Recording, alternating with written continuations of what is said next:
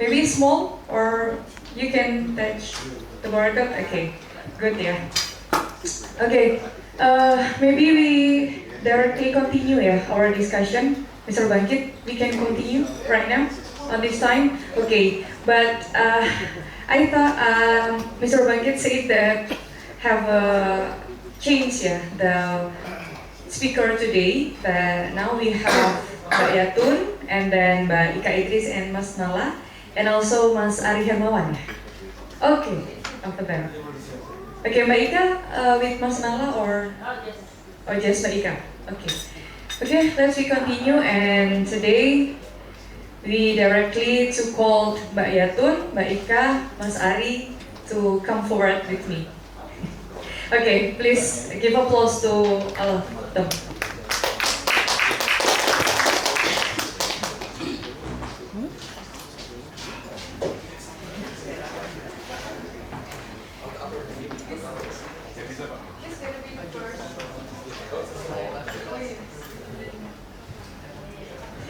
Okay.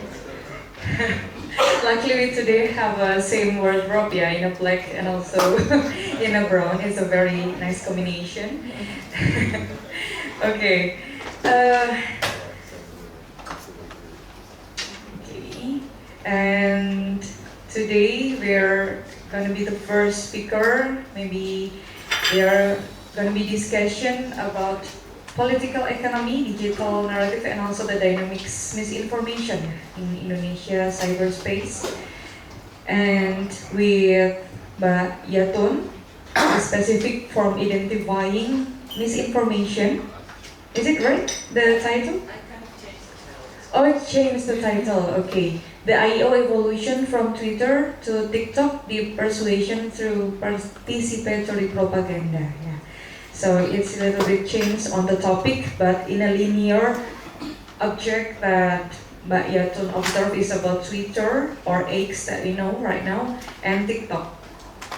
Can we start with Mbak Yatun? Okay.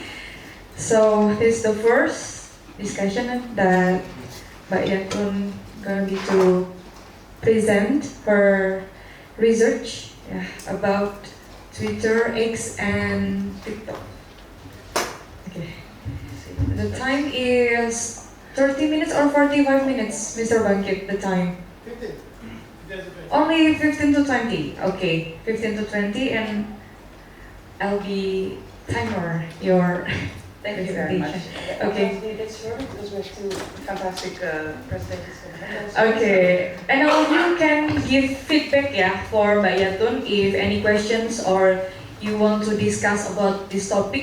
Please open to speak after Mbak Yatun present. Okay, Mbak Yatun, are you ready? Yes, I'm Okay, the time is yours.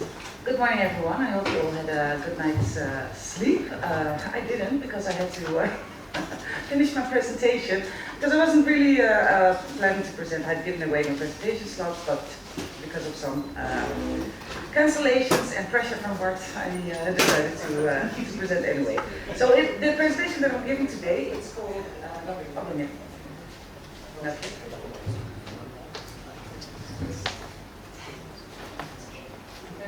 Okay, so it's based on a paper that I'm working on right now, in which I try to make sense of recent shifts in the character of influence operations, or IO, specifically towards a shift towards manipulation through deep persuasion, as I would call it, and participatory propaganda rather than disinformation. And I'm still trying to make sense actually of this conceptually, so I was really happy to have Melina's talk yesterday, in which she gave us this concept of ambient propaganda, right? A type of propaganda that works really deep into our emotions, into our psychology, and I argue as well into our senses. Now, because we had a long day yesterday, and I see some sleepy eyes here, we had a lot of serious discussions and just sat all day. I thought, let's do something different to start the day today. So I want to invite you all to stand up. Yes, warming up. And for now, close your eyes until I tell you to open them again. And here's the second part, very important part of the instruction. Empty your brains. empty your brains, and focus on your senses. Okay. Can you play next slide? Wait.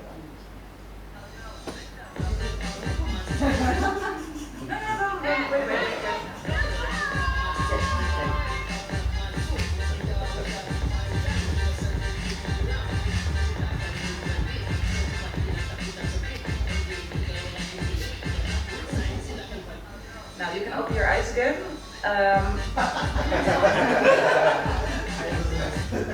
I saw some goyang here. I also saw some awkward faces, like what am I supposed to do now? So you can sit down or keep standing, whatever you feel comfortable with.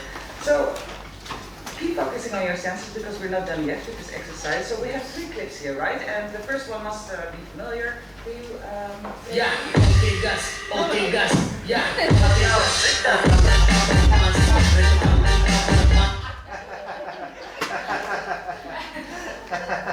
We all know that Travaux influence campaign strategy, as Ross pointed also out, which is really designed to deflect from policy issues or any substance really. But of course, Travaux was not alone in dancing. His whole campaign team also was dancing all the time. And on social media, we had a whole mass cyber troops indeed, especially of influencers who also joined the campaign through the dance. Can you show this for a moment? Yeah. Okay, yeah. Okay, Gus. Okay, Gus. Tambah luat orang Gus.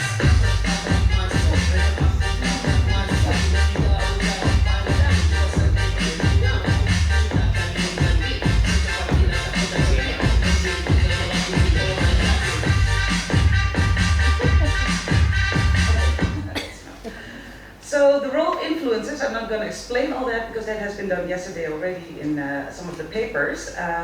But again, influencers and the whole campaign team, the whole party, they weren't the only one who were doing the joget. And it wasn't only on campaign trails and not only on line on social media that this happened. So I want to go to the third video to see what happens when online meets offline. Yeah.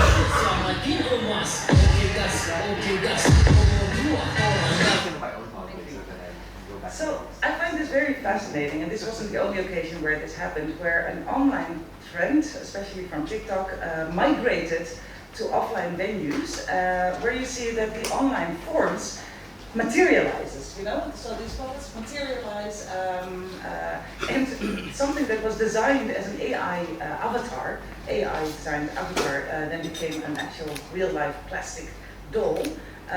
Used in sports games, in the breaks thereof.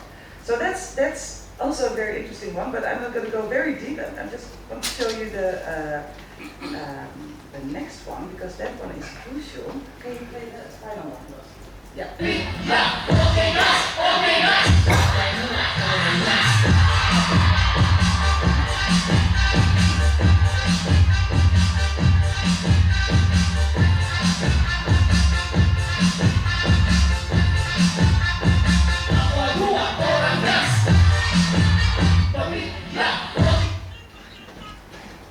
Have you seen any of this on TikTok? Then you're in the wrong bubble. Thousands and thousands and thousands of Indonesians were uploading these kind of, videos as part of a TikTok trend. And I know that because I followed it. So, but something very interesting is happening, on all 4 of these videos, of course, but especially I want to zoom in on the last one. This random fellow that was joining in what soon became a super viral TikTok challenge. And you know the concept of TikTok challenge, right? You imitate and then challenge each other to do a better imitation or mimicry of a certain dance move. And this was really interesting because it didn't only involve this mimicking of influences in like in any regular TikTok challenge, but it also involved the utilization of an interactive AI app. I mean, this fellow was dancing with Prabowo. I don't know where he is. He could have been anywhere in Indonesia, right? In some random village. And in all these random villages, people were dancing with Prabowo, which was enabled and facilitated through this AI app, which became really popular. So at some point, it seems like the whole country seemed to be joining this TikTok challenge, and not just these kind of papa, but also women, office workers, school children, in villages, in high-rise offices, so everyone across the country. And that was, of course, the whole point, to make it seem like the entire country was joining Prabowo, and then FOMO, fear of missing out, will do the rest. But I can totally see that I'm in the wrong crowd here. You didn't have that FOMO. Anyway, in this case, I think SNA methods would be really useful to estimate just how widespread this TikTok challenge was, right? But I also chose to focus on this one, so I downloaded a lot of these examples, but I chose to focus on this one today because of the text that you also see here, which says, Ayo kita FYP kami joget bareng Pak Capres. And FYP refers to for your page, of course, so Ayo, let's FYP it, let's make it viral. And it may be a small detail, but I think it's also significant that the text uses the inclusive form for we kita, which includes you and all of us, instead of the exclusive kami, right? Us but not you. And furthermore, that it says not just that it just says Pak Capres. So let's dance together with Pak Capres, which means Mr. Presidential Candidate, and it doesn't say Capres kita, our presidential candidate. So these are really small details, but I want to build on that because, as I will argue, this illustrates, first of all, that participation is explicitly invited in this platform through the very use of the TikTok challenge, but also the language that comes with it. And this indicates the participatory nature of this type of influence operations. And I do argue that it's an influence operation because of the role of the secretly paid influencers. It wasn't just Bella, what's her name? Bella Stefani. There were many actually with kinds of characters that promoted Prabowo on TikTok. So, and because of the role of the secretly paid influence, but also this large-scale online-offline coordination that we saw in this campaign, right? And second, it illustrates a decoupling of participation, in a campaign from the degree of support for the campaign's candidate. Now, I'm going to that a bit in a moment. So there's a decoupling from people participating and people supporting the actual campaign substantially.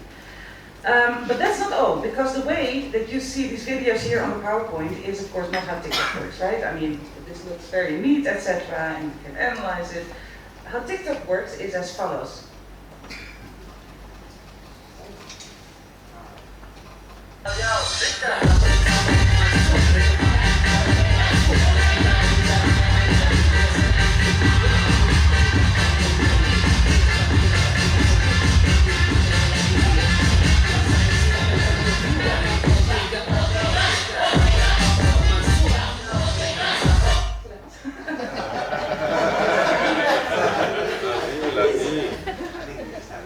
So this is how I felt during that part of the research. This is the sensory experience of TikTok, which distinguishes it from all the other social media platforms. And now, of course, you have seen only 4 clips, but on TikTok, as we know, it goes on and on and on and on. And whether you like it or not, when you're scrolling through TikTok, even for research purposes like I did, and even if it drives you totally crazy, the emotional experience of it, the sensory experience of wherever this algorithm is taking you, it takes hold not just of your mind but also your body, right? And I remember clearly when I did this research on TikTok during the 2024 elections, not the kind of quantitative research that we heard about yesterday, but digital ethnography, which, like traditional ethnography, really means immersing yourself into a live world. The life world that you're studying, my mind immediately grew numb after hours of scrolling, but my body started to move. While doing the dishes, folding my clothes, brushing my teeth, etc., I involuntarily started to hum. I always just hum. And jog it to the tunes of a presidential candidate that I fundamentally oppose. And I sometimes caught myself doing it and I was, what the hell am I doing? So that's when I understood that social media, especially with TikTok, had evolved from just a social experience into a deeply somatic experience. And I know this sounds silly, but as an anthropologist whose job it is to study human behavior, of course, I decided to take this very much overlooked part of the TikTok effect seriously. Why do people participate in TikTok trends during elections? How does the social as well as sensory aspects of these trends contribute to and shape this participation in the campaign? Not just individually, but on a massive collective scale. And what does this mass participation then say, if anything, about what we have grown to call public opinion, especially during elections? And when does this participation become political, as in actually influencing voter behavior? Or when does it become political in the sense of depoliticization? And I'm referring now back to Ross's talk yesterday, because depoliticization should also be understood as deeply political phenomenon, of course. And I agree, Ross, that the ultimate aim actually of the kind of information manipulation that you've seen in 2024 elections, particularly in Prabowo's campaign, was depoliticization. And this matters for the kind of influence operations we saw on social media. So, okay, let's try to bring some systematic arguments into my talk. Next slide.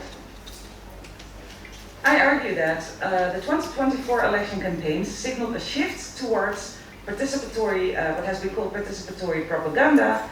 It didn't necessarily start with the elections, but it signaled a decisive shift, which invites audiences to help spread propaganda through social media and often unknowingly. Now, I put unknowingly, in quotation marks, because already the ayo FYP text that we just saw, it already belies the label of unknowing audiences, right? This Bapa that we just saw, and thousands of others like him knew very well what he was doing. He was helping a presidential candidate go viral, a presidential candidate. Not necessarily because he was duped into spreading propaganda, but simply because it's really, really fun, to join into collective efforts to make a viral trend go even more viral. And this is not unique to TikTok, of course. Ayo Viralkan has long been a prominent call on Twitter as well. But TikTok adds that multimodal somatic layer into it, which makes participation feel even more real, because more embodied in a sense. Now, again, all this has two implications. Next. Yeah.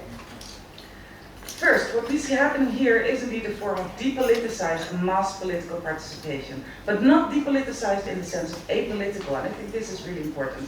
It's not that they're all unaware of politics. Rather, this type of participation, even, or maybe even especially in the ultimate political event called elections, it is decoupled from political content. Why? Because the whole elections, in people's experience, as dominated by Prabowo's campaign, was emptied from political content.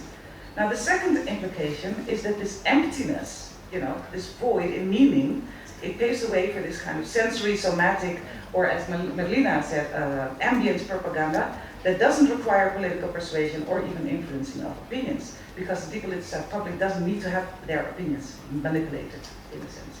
And this is not to say that they do not have political opinions. Obviously, people do. But these opinions do not necessarily have a direct correlation, and this is this decoupling that I talked about.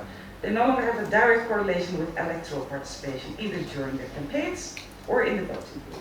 And I know this is a very bold statement, and I need to find more empirical grounding for that. But I think, something's happening here that we're overlooking, and the crux really is that this type of I/O goes way beyond the manipulation of public opinion. It wasn't about opinions anymore. Especially in Prabowo's campaign. It was about participation. But anyway, there's been so much attention for Prabowo's campaign that we overlooked that the other two campaigns also provide significant cues as to the shifting landscape of I/O, because the other candidates too try to invite public participation. However, either they failed to do so, as in the case of the Ganjar Pranowo Mahfud MD pair, or as in the case of Anies Baswedan, they did so in fundamentally different ways and with fundamentally different objectives. But Ani's story is a whole different story that I don't have time for, so I will skip that here. Anyway, what these campaigns all did have in common was a heavy emphasis on positivity, which again, as Ross said, in the case of Prabowo amounted to toxic positivity. Now, next slide. To compare their campaigns and understand this participatory shift generally, we need to also compare the platforms they used. And here I mostly look at Twitter and TikTok. Now, as mentioned, I did digital ethnography, which very, practically included using two smartphones, mine and my partner's. So he lost his smartphone during my research. One had Twitter open, the other had TikTok open, and always during key moments in the election campaigns, like the televised debates, right? 3 for the presidential candidates and 2 for the vice presidential candidates. 2 phones and a notebook was all I needed, guys, for this research, not fancy software or an API.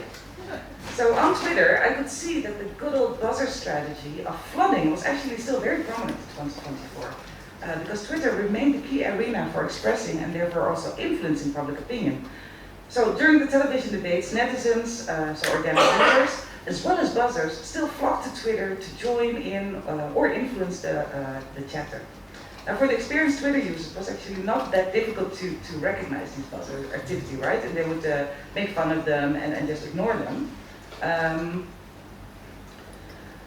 Nonetheless, the buzzers were still very active. So a buzzer tipper operation typically took this form of a sudden barrage of tweets with very similar messages and hashtags that had actually very little to do with the debate, even though they were timed during the debate. So after the first debate, for instance, in which Prabowo performed very poorly and seemed unprepared to counter criticism from especially Amis, he always broke out in a dance, as you know, whenever he felt cornered. During that time, numerous tweets, like I didn't count them, but it felt like thousands, probably hundreds, suddenly appeared stating, "Our Prabowo, our choice," all the same format. Paired with the same hashtag "Kita Muda Berani Keren," we are young, daring, and cool, and the line "Such fun with Daddy Bowo and Gibran." Serunya bareng ayah Bowo and Gibran. So in all these similar wordings, each of these posts praised Prabowo as a true statesman who will work for these people's welfare. So I just want to show this because if we're identifying new forms of or novel types of I/O, that doesn't mean that it replaces the old type, right? It just complicates, makes the field even more complex. I think next one. And actually, more than in Prabowo's campaign on Twitter, this was especially evident in the case of Ganja, whose campaign remained very much stuck in the old strategies of flooding social media with replicable images, rehashing his party PDIP's previous strategies in branding Jokowi, amplified by cyber troops. We have not yet concluded our SNA actually in our research, but it shows that the most intense buzzer activity during the elections actually came not from Prabowo's team, but from pro-Ganja's buzzers. But that's according to the known buzzer characteristics that we've been able to map, right? So I'm not going to go into this specific gimmick, but in Ganja's campaign where they matched outfits and had a Top Gun look that became Top Gun for Ganja. But I want to move on to the next slide. So, oh no, wait, I have here one more thing that I wanted to say. So all these posts in Ganja's campaign and also in the other campaigns, even also for Ani's campaign, such well-prepared buzzer operations on Twitter also occurred, but they were less common because they appeared to receive genuine support on the platform, as an SNA conducted by Drone Emperor has shown. But I want to very briefly highlight this point. So SNAs, Drone Emperor, Drone Emperor is a data analysis research company, and during elections they were used to be our partner as well during the pilot project. They're always invited for television shows, etc., to show their SNA of Twitter buzz chatter during things like televised debates. And our dear friend Ismail Fahmi, he showed that actually on Twitter, Prabowo was least, they received the most negative sentiments. Gibran received the most negative sentiments, and Anis was the most popular. So, but that was Twitter, right? And we all know now that next slide had emerged, that TikTok had emerged as a key battleground to win over voters' hearts and minds. And also, you could say, win over voters' bodies, both literally and metaphorically, as the election was indeed won on TikTok. And different from Twitter, TikTok blurs the lines between the stage-managed and the spontaneous, as it is really designed to stimulate organic participation. But even without this participatory aspect, you could say that the content on TikTok lends itself really well for deep persuasion. Now, given the time, I'm just going to skip this Gibran gimmick, but on Twitter, just very quickly, this gimmick, this rehearsed move that he did during one of the elections, which on Twitter was really derided by netizens as something really out of line, morally, ethically across the line by his disrespectful behavior towards Mahmoud Md. But on TikTok, it became a real trend, and it was really cool. They used this AI enhanced image to make this cringy act really go viral, to the extent that Gibran actually even used this picture as his profile picture. Mayatan, sorry, your time 5 more minutes. Yeah. Sorry? 5 more minutes. No problem. Now, so Prabowo's campaign team, they understood really well that the majority of Gen Z voters, but also older voters, but especially the Gen Z voters whom they targeted, they did not bother to watch entire television debates, right? But they still wanted to feel a sense of collective participation. I'm not saying political participation, collective participation in election times, and engaging with these catchy TikTok challenges offered them a low threshold opportunity for such mass participation, albeit one devoid of politics. So to return then to the issue of depoliticization, you could say that AI helped the Prabowo team to achieve just that. Can I go to the next slide? Thank you. Now, oh, yeah, never mind. Prabowo's big rebrand, as Ross has called it in your Inside Indonesia article, that was of course meant to wipe out his bloody past with toxic positivity, as you call it. And besides cyber troops, his official campaign team was just highly instrumental in that. Justifying the use of AI, Prabowo's team argued that they were really open about it. So it's not that they were deceptive, and they said there could be no harm, we're just bringing some lighthearted positivity into politics, what's wrong with that? And indeed, the avatars that they created did not deceive voters as deepfakes do. I think, yeah, maybe it's better to go to the previous one. Yet, the use of AI did help to mislead voters and to deepen the impact of this toxic positivity, facilitating sophisticated forms of misinformation without disinformation. Now, while Prabowo's team did not use AI for disinformation, AI tools did allow them to manipulate public sentiments at a very deep affective level, and moreover to circumvent, as Ross also pointed out yesterday, legal restrictions on political campaigning. And the use of these interactive AI apps that people could download, especially young people, was also extremely persuasive and very, very effective in that. And besides creating interactive campaign art, AI tools were also used, although, we didn't get that from our research, but this is what we got from other sources, for data analytics to analyze big data on user sentiments and engagement with social media, which allowed the campaign to fine-tune its messaging and contents to appeal to distinct voter demographics.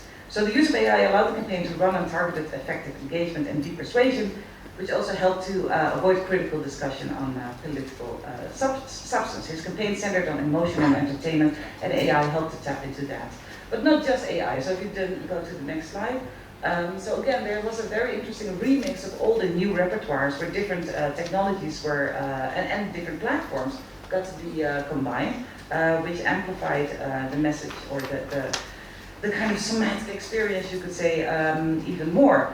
Now, this type of high AI-enhanced information manipulation, so like this, this is a TikTok video which then went viral, which was then used on Instagram and Twitter. A TikTok video that used the very unique TikTok affordances and characteristics, which then was translated onto Twitter and TikTok through traditional buzzer techniques of plugin and amplification. So here you see different strategies also mixing. And I think, just to conclude, this type of AI-enhanced information is likely to become more common. Next slide. As well as increasingly sophisticated in future elections, and this poses a real threat, I think. And to counter this trend, a combination of short and long-term action is needed. So, here I just list something because I thought I was going to be presenting last. What to do next? So let's keep that in mind for the final discussion, perhaps. Government institutions and civil society organizations should really continue to put pressure on social media platforms, not only for them to improve content moderation, because, as Ross again has shown yesterday, fake news, taking all that down is really not that effective because it's no longer about deepfakes and fake news, old fake news. So they should be pressured to acknowledge accountability and responsibility for creating favorable conditions for information manipulation to thrive. Now, again, they are not bound to listen to us, but we can and must keep pushing. And more substantially, I think, the second thing that we need to do is to problematize conventional definitions of misinformation and disinformation in our research. As ICTs become more sophisticated with the evolution of AI, election watchers but also researchers need to pay more attention to this broader spectrum of information manipulation that easily slips through the loopholes of fact-checking efforts, but also existing legal frameworks. And at the same time, while generative AI has become a key driver of the ongoing expansion of information manipulation, it needs to be recognized that it is still merely a tool, so let's not focus on the technology too much itself. It's a tool in attempts to manipulate audiences for political gain. So let's keep that political aspect in mind. And therefore, AI regulation itself cannot solve the problem of certain political actors exploiting all means available to them to win elections. And those that can afford exploiting the full potential of AI clearly stand a better chance. Now, to mitigate this unfair, sentence. To mitigate this unfair playing field in elections, legal regulations are needed, of course.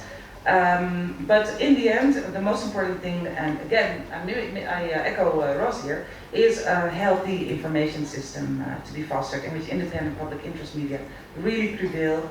It's essential to cultivate critical awareness, political literacy rather than just digital literacy, to safeguard this function of information in the democratic process. And that's it.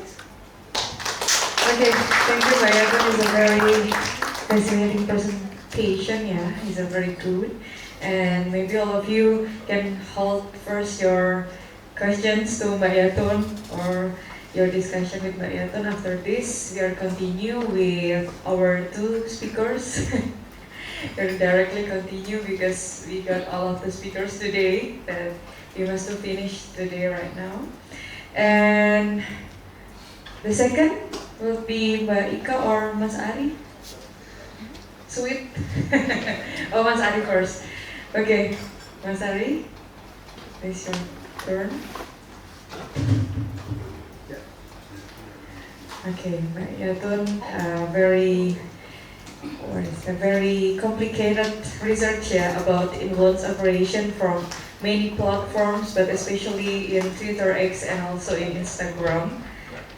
Yeah, it's a very make us to join your research also because of very Gen Z research. We're talking about AI also.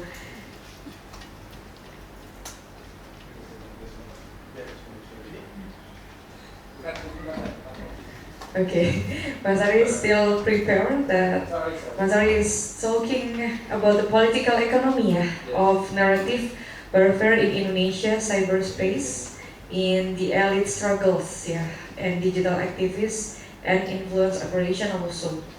So it can be related, but in a different perspective, guys, in a political economy that maybe can hurt affect the influence operation itself. Okay, and Masari from Melbourne, from Melbourne, and also the Asia Institute. So the different perspective in a political economy.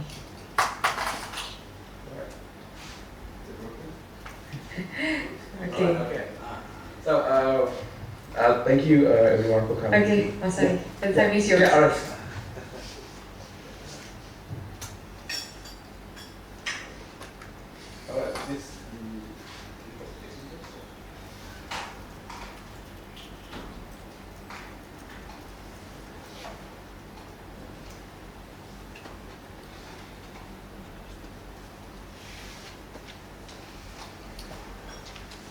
Right, so I'll be talking about the political economy of narrative warfare in Indonesia. So, this basically I'm trying to analyze the IO influence operation as a digital corollary of intra-elite struggles in Indonesian cyberspace. So, basically I'm trying to raise question of to what extent that grassroots forces in Indonesian civil society have the power to steer or shape political narratives and achieve political goals. So it is contended in my article that the progressive civil society forces do have political agency, but their collective capacity to act under agency is still relatively constrained by the prevailing political and economic structure. So this is probably too small. Okay. So I will present two case studies. The first one is the narrative warfare over the controversy over the andesite mining in waters in Purworejo. This the narrative warfare took place in 2022, and the second case study will be the narrative warfare over the question of Jokowi's political legacy after the 2024 presidential election. Yes. So. Right. So this is the talking about the methodology for the case study one. So this is actually this is an extraction from like a subsection of my thesis. I used Twitter data collected using the Python-based Quark library in 2022. I downloaded about thousands of tweets. At the time, I still had the Twitter academic credentials. Basically, I could download as many tweets as possible. And then I started downloading the tweets. I used this Python library called the Qt Coordination Network Toolkit. So this toolkit is a Python-based library. It's used to identify coordinate activities of social media users. They may indicate the deployment of vertical budgets in an influence operation. So how this toolkit works is that it identifies tweets that were posted within a certain time frame. Like for example, a tweet that is retweeted hundreds of times or thousands of times within 60 seconds or 20 seconds. It depends. You can actually decide your own time frame. The basic idea is that it is impossible that it is very unlikely that like thousands of Twitter users can post like the same tweet with the same content within a very short period of time. So and then I use GEPI basically to identify the online communities and their top influencers, and I also did field work in WADAS in December 2022. For case study number 2, this is actually post Elon Musk Twitter. I still hate Elon Musk with a burning passion because he basically revoked my Twitter academic credentials. So I'm very much reliant on drone big data for this case study number 2. Yes. So this is the theoretical framework for my paper. So the idea is that the politicization of cyberspace, that's actually the concept I use to have cyberspace in is becoming more political or politicized, and it's mainly driven by the logic of predatory politics in Indonesia. I also use the oligarchy thesis as formulated by Dick Robinson and Freddy Hadis, which is as a system of power in which public and state powers are combined. And this is my like a more like a modification of Freddy's oligarchy thesis by basically dividing the oligarchic elite into two camps: the dominant oligarchic alliance and the subdominant oligarchic alliance. The dominant oligarchic alliance is the alliance of oligarchs whose interests are guaranteed by the state. So I was inspired by Nicolas Colanzas. So there, this is like Jokowi and then the PDIP, Luhut, they are oligarchs, dominant oligarchic alliance. The sub-dominant oligarchic alliance are the group of oligarchs who still benefited from the oligarchic system, but they are still like relatively deprived of state power. So in this case, sub-dominant oligarchic alliance include Prabowo and Yusuf Kala at the time, even though Yusuf Kala was the vice president of Jokowi, as well as SBY. This is between 2014 and 2022 when Prabowo was 2014 2019 when Prabowo was part of the opposition. So this is the result of my field work and how I try to basically map the network of political buzzers in Indonesia. So I'm going to show you the network graph that I created for this. Yeah. So this is the alliance of the dominant oligarchic alliance of that, and they're basically network of buzzers. Oh, sorry. How do you?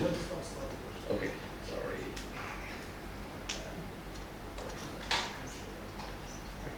Right. So we go back here. Sorry for that. So yeah. So this is these are the oligarchs, right?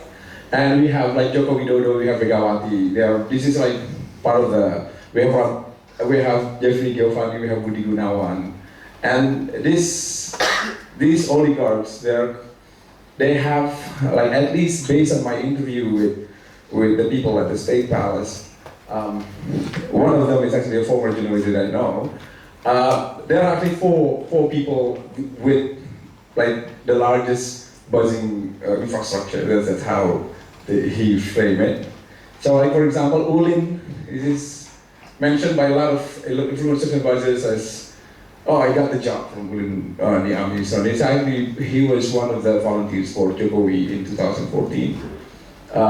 So this is how I frame it. Ulin was then, this is before Ulin got a position as a commissioner for one of the state-owned enterprises. And then other than Ulin, for the dominant oligarchy, we have Arya Sinulinga. Arya Sinulinga is a spokesperson of Jokowi campaign, and Arya also is a very close aide of Erick Thohir. Erick Thohir was the chairman of the Jokowi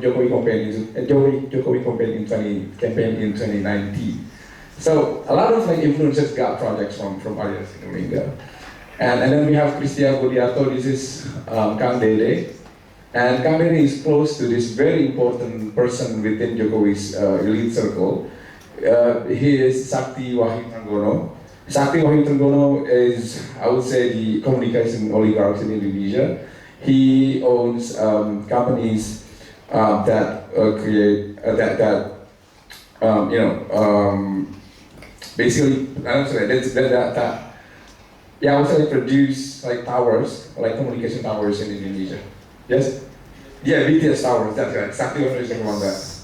And then we have Uman Council. And this is like, I just want to show you that how the connection, because from the oligarchy elite, that there will be like, well, I think what you said, like brokers or political brokers. And this is the Democrats. We have the Bakong Slam, the leader is Ricky, linked to Agus and Bambang Yudhoyono. And then we have the group of advisors from the Anis camp, how Anis is linked to Yusuf Kala, as well as Hairul Tanjung. And then there's SID and Sujuran Said are the people that a lot of political advisors claim that, oh, I got the projects from these people. So this is the dominant oligarchic alliance, this is the sub-dominant oligarchic alliance. This is from 2014 and 2022. So, let's continue. Yeah, the slide. Yeah. Go back to that part. Yes. How much time do I have? Wait. How much time do I have? Maybe I can do so. 50, all right. So this is the case study. So this is the the network graph of the political narrative warfare about the Wadas controversy. This is the pro-mining clusters, these anti-mining clusters. Go change this slide. So if you look closer for each cluster or each community, so in this case I'm using this called a modularity. Basic modularity is actually the algorithm that we use in social network analysis to identify online communities. So we have this, like Wadas Melawan, Roy Murtado is from Islam Bergerak, dan di Laksono, LBH Yogyakarta. These are the activists. And they are the largest cluster in the network, right? So these are the cluster of activists. So these are the top influencers. And the way that Wadas Melawan tweet is retweeted like many times by either activists or in my analysis by political advisors linked to the Subdevelopment Olympic Alliance. Can I change it? And this is the second largest cluster. Interestingly, it is actually the top influencers are Democratic Party politicians. Democratic Party politicians was then a part of the opposition party. We have Andi Arief, Dipo Alam, Hinca Panjaitan. Those are the top influencers. Cool. And then this is the pro-government, pro-mining.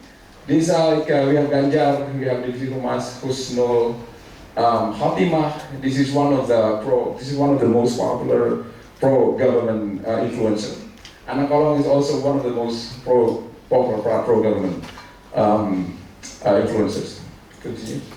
And fourth largest cluster would be the Humas or the PR agency of the Polres, local police precinct. They're basically trying to discredit the protests as the result of like incitement from people outside of Wadas. Again, this reflects how buzzer works in the local level, and they're actually obviously paid by the local police. Yes. Now, so if we use the QT, again, that's like the largest.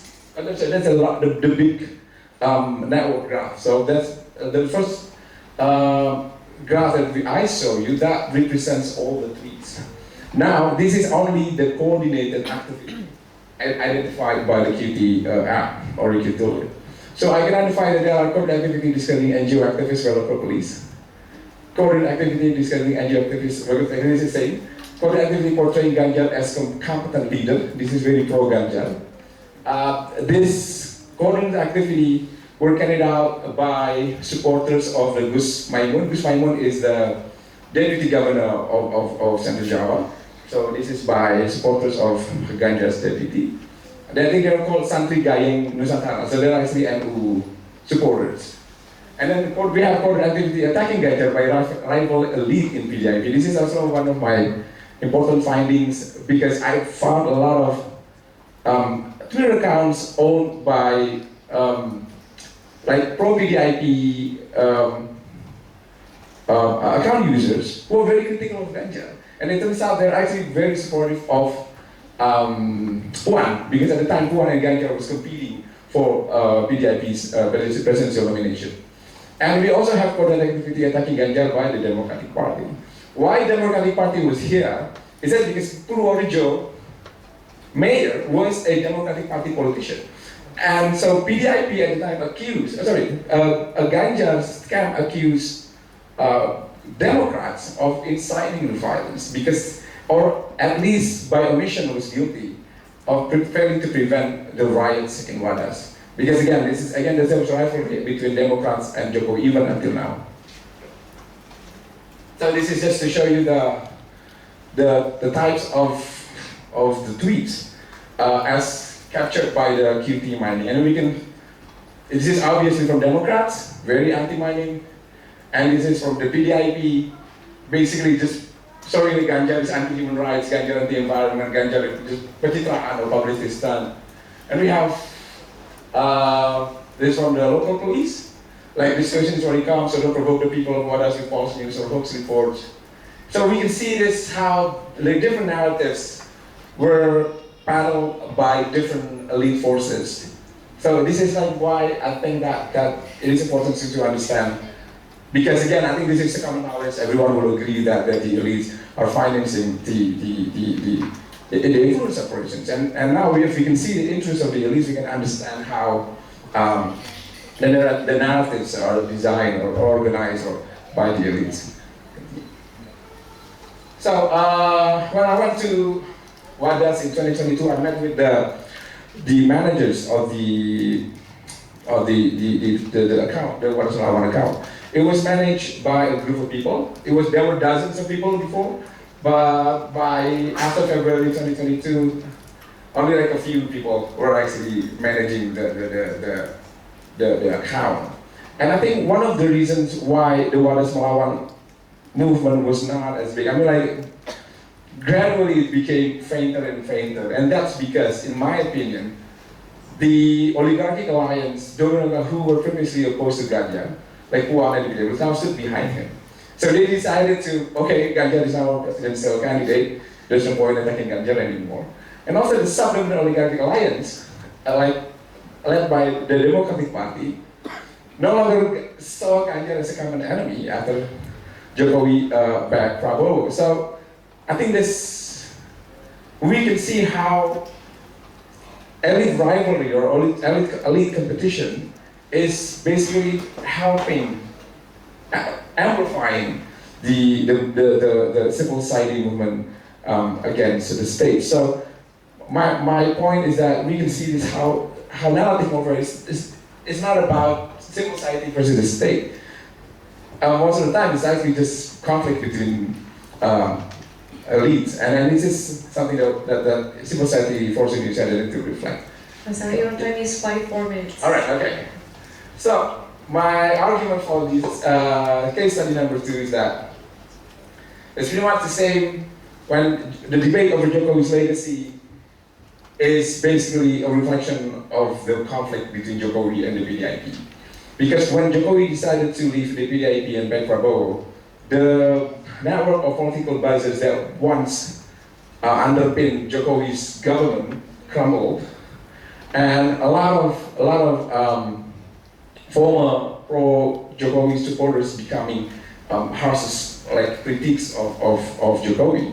And one of the reasons that's the case is that because the PDIP at the time, I think the finances from BIN and also from several state-owned enterprises such as Telkom and also Pertamina at the time, because Ahok was there, and I got information from my sources saying that yeah, PDIP rely on sources from PDIP people within the SOEs, and that's how they're using basically the CSR money to fund the propaganda campaign against Jokowi. Go. Right, let's go, just basically go. This is to show you that even from down-on-print analysis, we can program Ganjar Prodigy versus as a Ting Ping Winas and have Anies Day. This is like the most popular or the most influential influencers during the Indonesia Gelap campaign. And we can see that there's like an alliance between the group of partisan social media accounts and also the activists like Kontras or YLBHI, because the interests overlap in a way that even when we talk about IO, it's not about something always about sinister, no one trying to influence like the people to vote something that against their interests, but sometimes like campaign, like pro-democracy campaign can easily be co-opted by the elites, and they're doing this for the sake of their interests. It's not because they believe in democracy, in my opinion. Yes. And then go. Yeah, I think I can just say that elite conflict, pretty much. We need to take into account, take into considerations how elite competition is shaping the narrative warfare in Indonesia. And this is as a former member of AMNES, as a former journalist, I believe that I think the Indonesian civil society forces need to reflect on their strategy for defending democracy. That's it. Thank you very much.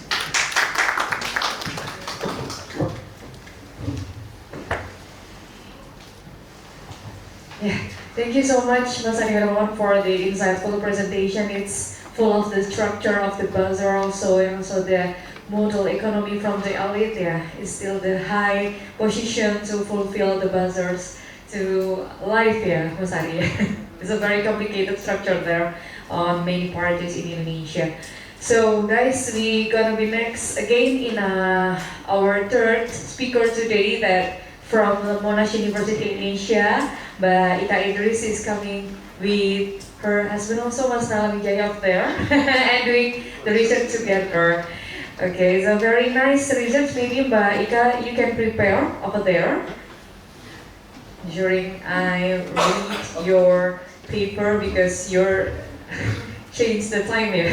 So I was to read the title of your research. Your topic is about pro-Rusia narratives in Indonesia, YouTube space. Is it right? Yeah. Yeah, okay. 20 minutes? Oh wait, yeah, the presentation is still prepared. Okay, you can give the prologue or introduction for us. Okay, thank you. So I'm supposed to present in the afternoon last session, but I think I'm the only presenter in my session, yeah. So when Mas Wija asked to switch, it's okay, yeah. Dia bisa kabur. So while waiting for my presentation, I want to give some background why I came up with this research. I've never had any interest about Russia actually until in 2022 we formed global networks of scholars to counter Russia disinformation and 2023 at first it was the networks involved scholars from 5 countries. I believe Mas Wija also part of that global networks, yeah, encountering Russia propaganda in countries that don't involve in the war.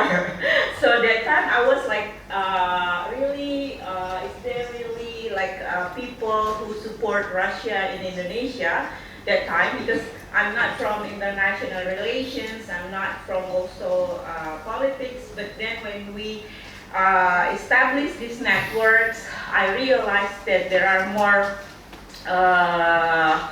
social media conversation, influence operation related to this pro-Russia propaganda. Next. So yeah, my research hub, Monash Data and Democracy Research Hub, we help media organization, including Narasi, when they want to conduct an investigative report on pro-Russia propaganda. And then when I analyzed the conversation, I also found out that the news organization also involved in this propaganda because of their business model. And then when we analyze news articles, next month, when we analyze news articles related to Russia, pro-Russia propaganda, I found out that the mass or news media do a strategy like message the message into their social platforms. So when they publish news or articles related to Russia in the traditional website, they still use credible resources like government officials, intergovernment organizations. They use like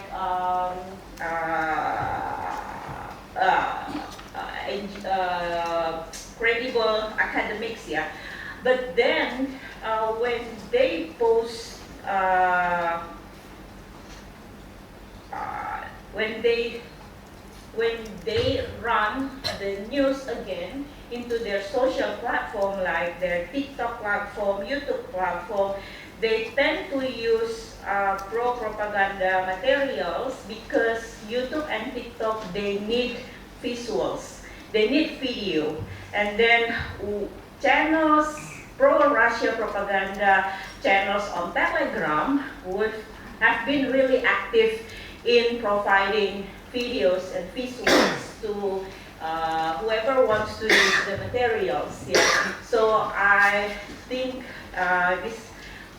when we look at the narratives in the news articles, they don't really make sense to me why Indonesian people engage with this pro-Russia propaganda. Because what we found is like economic narrative, economic sanction, diplomatic efforts, peace efforts, doesn't really make sense to me because like why is it so viral in social media?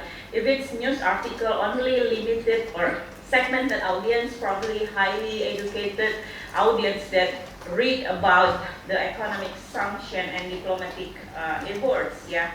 So from this, we found that YouTube comments that time, also when we work with Narasi, we found that there's a lot of pro-Russia comments in YouTube.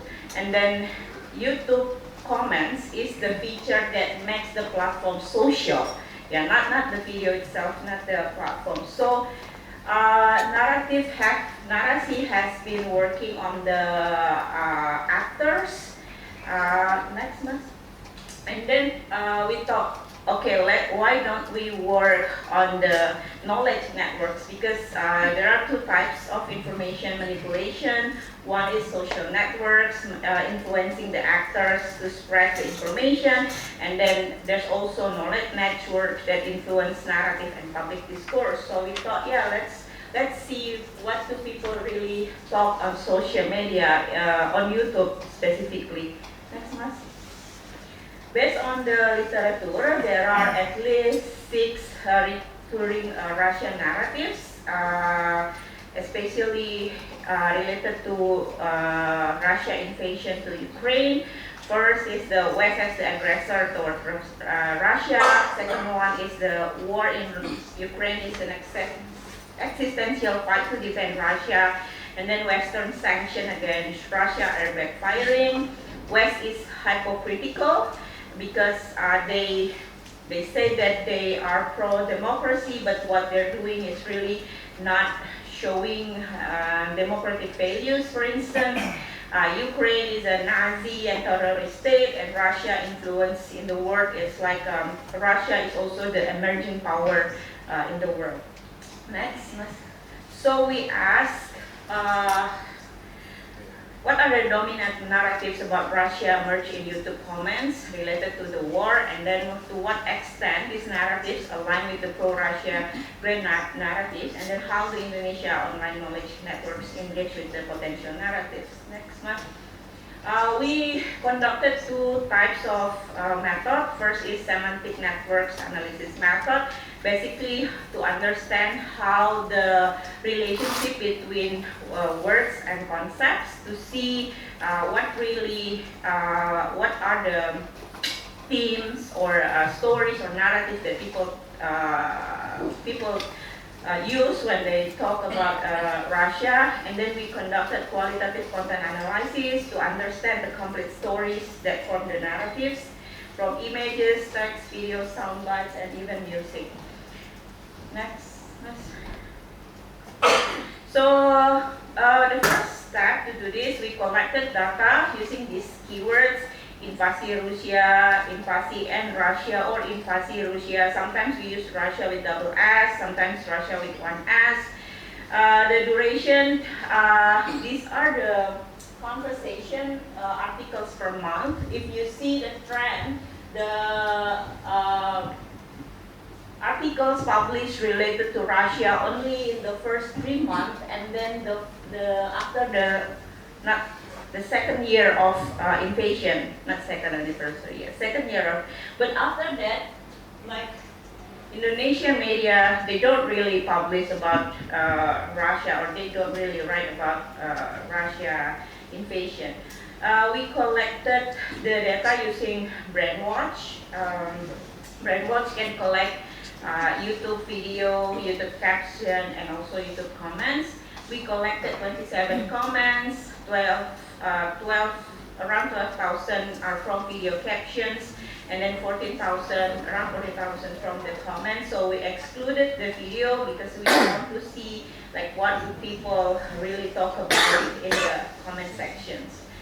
We selected only months after the 2 years of invasion to see like how the narrative are still persistent that time. And then we got around still high 11,000 samples of comments. Next month. The second one is second step is we clean the data, so we delete all the stop words and the common words like di, yang, dia, kamu, basically kata-kata penghubung ya. And then we convert all the text into lowercase, removing all the punctuation. Basically the step 2 is Nala's work in here.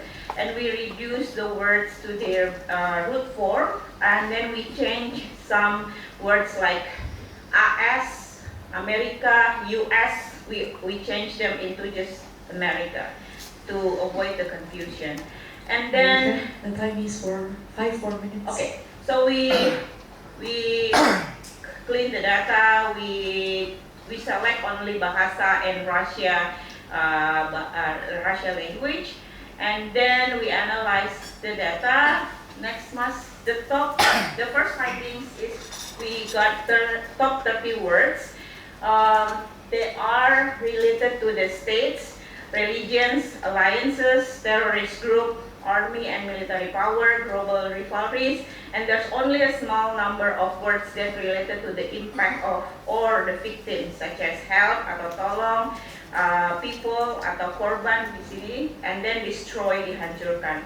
And Putin was the only state leader whose name was found in the conversation. And then these are the top 30 words. If you see some words are really close to each other, means that they are used most frequently with the other words. So for instance, like Russia and Trump or war, they are located very close, so it means that they are used frequently. What are the narratives from the Bahasa networks?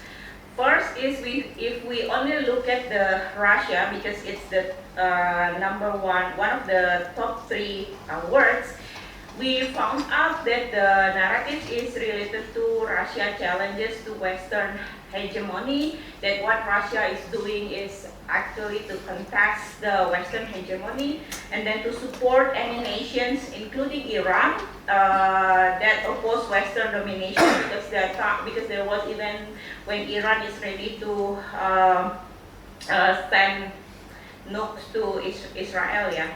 And then support for the Palestinian struggles under Israel invasion. And then there's also a negative perception of Netherlands' role in the conflict. So Netherlands, they use like Belanda, but sometimes it's for the Dutch, sometimes it's for the Netherlands. But Indonesian people, they use the same Belanda, yeah. And then what are the associated words related to the US? It's still anti-Israel sentiment, ISIS, questioning US accusation toward ISIS. And then if I look at the narrative that use Russia language, it's more on the support for Russia and criticism toward the US, and then counter narratives on the perceived weakness of Russian tanks. So this result for me, myself, as someone who's don't really have like previous background with pro-Russia propaganda, it more makes sense to me compared to the like economic sanction or diplomatic action, because the narratives in here is there are 2 local narratives that contextualize Indonesia that I think really match with the emotion or sentiment of what Indonesian people has, for instance, right now. One is the support for the Palestinian struggle under Israel invasion, because in this comment, Indonesian people, at least in the YouTube, they make a comparison that what Western is doing right now to Russia is similar with what the Israel doing to the Palestine. So there's also like a huge still anti-Israel sentiment, and there's also sentiment that Netherlands or Dutch also colonizing Indonesia, colonizing other country, because that time there was an event where the Netherlands armed forces is ready to give support to the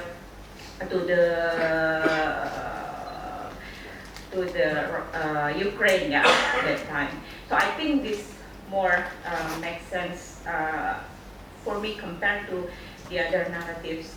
And then what is interesting is that the comments in Russia language talk about or defend the weakness of Russia arms and Russia tanks. But comments in Indonesia don't really care about that matters. I think that's all. Thank you. Okay, thank you so much. I'll remind you 1 more minute, Mbak Ika, but it's still finished. Yeah. Thank you, Mbak Ika. It's a very insightful also presentation, yeah, from the global sites from Russia and also Ukraine, Palestine on there that you tell. It is a very complete as from the Indonesian side, political and also the global side. So here's the time for you to have the questions. Okay, Mas Bija first, and then Chris. All of them, Mas Bangkit can give the questions or only 3? Okay. For the first session. Okay. Mas Bija first, and then.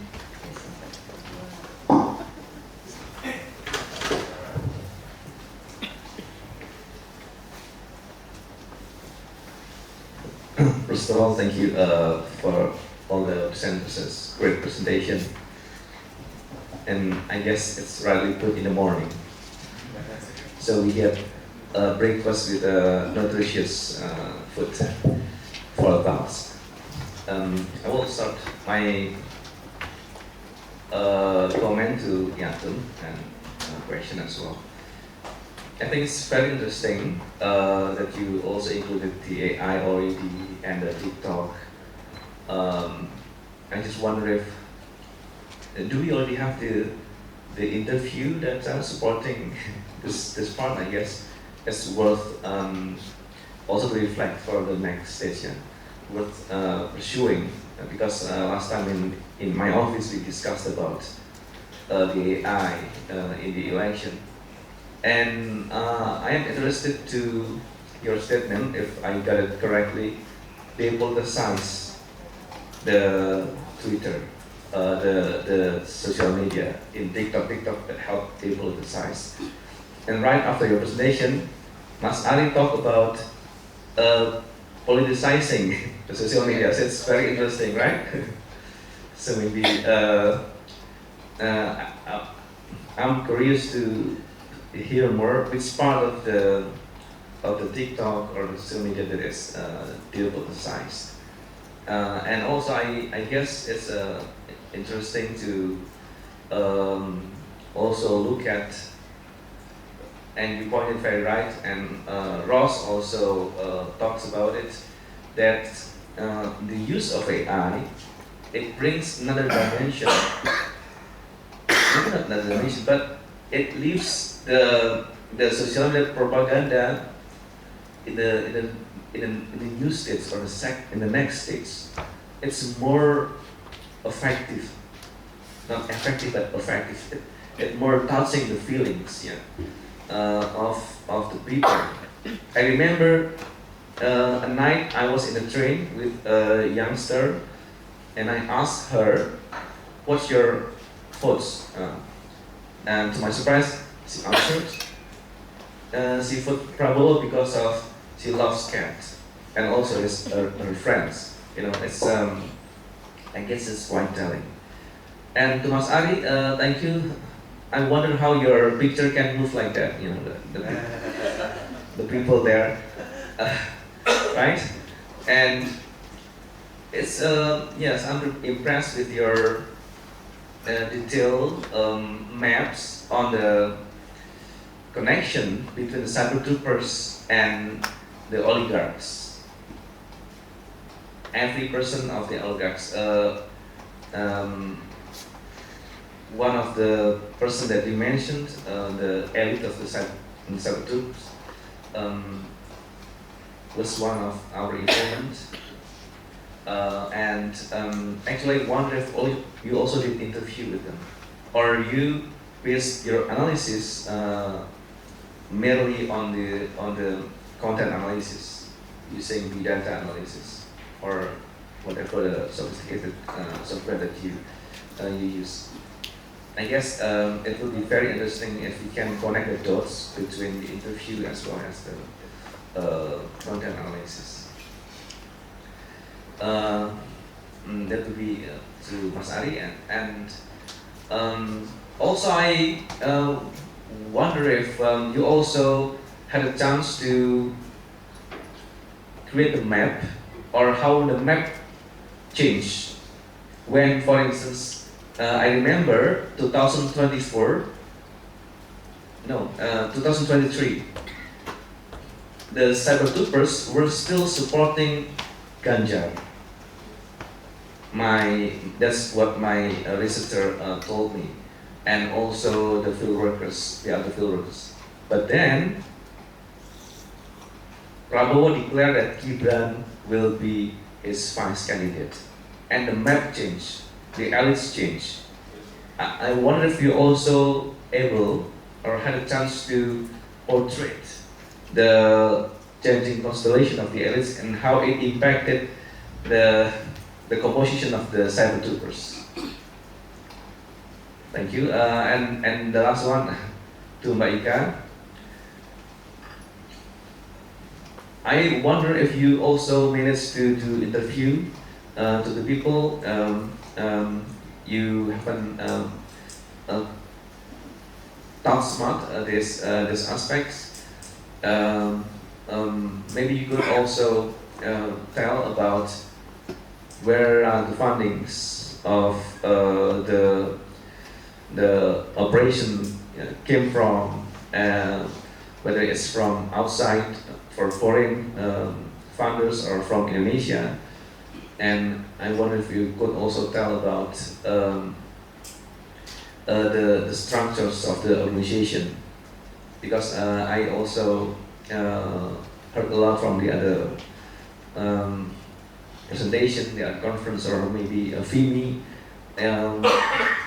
Tribun News revealed that it's simply merely because of it's very easy to be monetized, and they got a lot of money from there. I'm curious still then, if it's really for profit's sake, not there's no political interest or else playing for a certain interest. Thank you. Okay, thank you, Mas Widya, for the comment. Can you accept it all for the presenter? Okay, it's a very insightful comment. And next, you're gonna go to Christian for the second. Yeah, thanks a lot for 3 very interesting presentations. I have 2 questions, one for Yatun and one for Ari. So for Yatun, I was very happy to stand up and move a little bit at this early moment. And so I'm very convinced by the entire story about deep persuasion, but I wonder, where's the propaganda element in the story? So for me, so the question would be like, what is propaganda? Because for me, it would always entail an element of deception, of whether disinformation or misleading people. So for me, I buy the argument that it's depoliticizing in a way, and that in of itself is very political, but I don't see the propaganda element. So I wonder how you think about that. And for Ari, you were kind of challenging me a little bit yesterday, so I feel confident to do that with you as well. So it's again about identifying the buzzers. So we use similar type of metrics to identify kind of inauthentic online behavior, looking at, okay, these group of people, these accounts, they post the same link or the same comment suspiciously quick after each other. Which is of course a very, I agree with you that this is good proof that these are inauthentic, coordinated accounts, yes. But then when we looked at these accounts like a few months later, they no longer existed. Probably because the social media companies use these same type of metrics to trace inauthentic behavior. So I wonder whether they're really that important. And I think they're only the tip of an iceberg, and maybe even a very old iceberg, in the sense that yes, maybe this is something that people still do, but if we want to kind of capture what influence operations are, and even the most very simple influence operation, when a group of people would sit down and say, well, this is the message we want to use. Each person has 50 accounts, and you just make your own post and you create some sentences and that's it. This is something this is super simple, and this is not something you would capture with this type of analysis. So I wonder, kind of, how big is it that what is it exactly that you're capturing, and how convinced are you that this is something important if you want to understand I/O? Okay, enough, Chris? Yeah. Okay, thank you. You are. Nice. Yeah. I switched it off. Yes, here, please. Hi, thank you all so much for your presentations this morning. I thought they were deeply fascinating, and yeah, I'm simmering with lots of follow-up thoughts. I'm landing with a comment and or a question for each speaker. With Yatun, I think I really liked how you hammered home this idea of depoliticization and how that's not necessarily apolitical, but it essentially, is decoupled from political content. I thought that really reminded me about how commercial social media is inherently very neoliberal, and that doesn't mean it's not apolitical, but it is actually incredibly political to follow a neoliberal agenda. And I think there's a lot of room to perhaps expand on those types of arguments. One typical example I think you can find a lot of literature on would be looking at targeted advertisements just as the business model of these platforms, and how it relies on a certain depoliticized audience in order to continue providing their data for free, and what they think is just personalized content, but that's actually just data harvesting, right, on predicting user behavior. So I think there's a lot of room there. I think maybe one question I had, and something I struggle with as well, you mentioned that most buzzers from Ganja, you detected them based on some type of content strategies, and I'm just wondering what type of content strategies you were talking about, so I could learn from it myself. And from Ari, I thought I really enjoyed looking at how you managed to connect the oligarchic structure with these lower level buzzers. When I was curious about how you coded these actors, because I saw that you could see coordinated activity by local police and so on, so I would just love a little bit more elaboration on how that worked. And I would maybe be a little bit skeptical about using the drone imprint kind of screen capture about what an influencer is, because that was just based on follower numbers, I assumed, and I saw that even the tick.com, so a newspaper, was counted as part of that, and I wouldn't really see them as the same type of factor.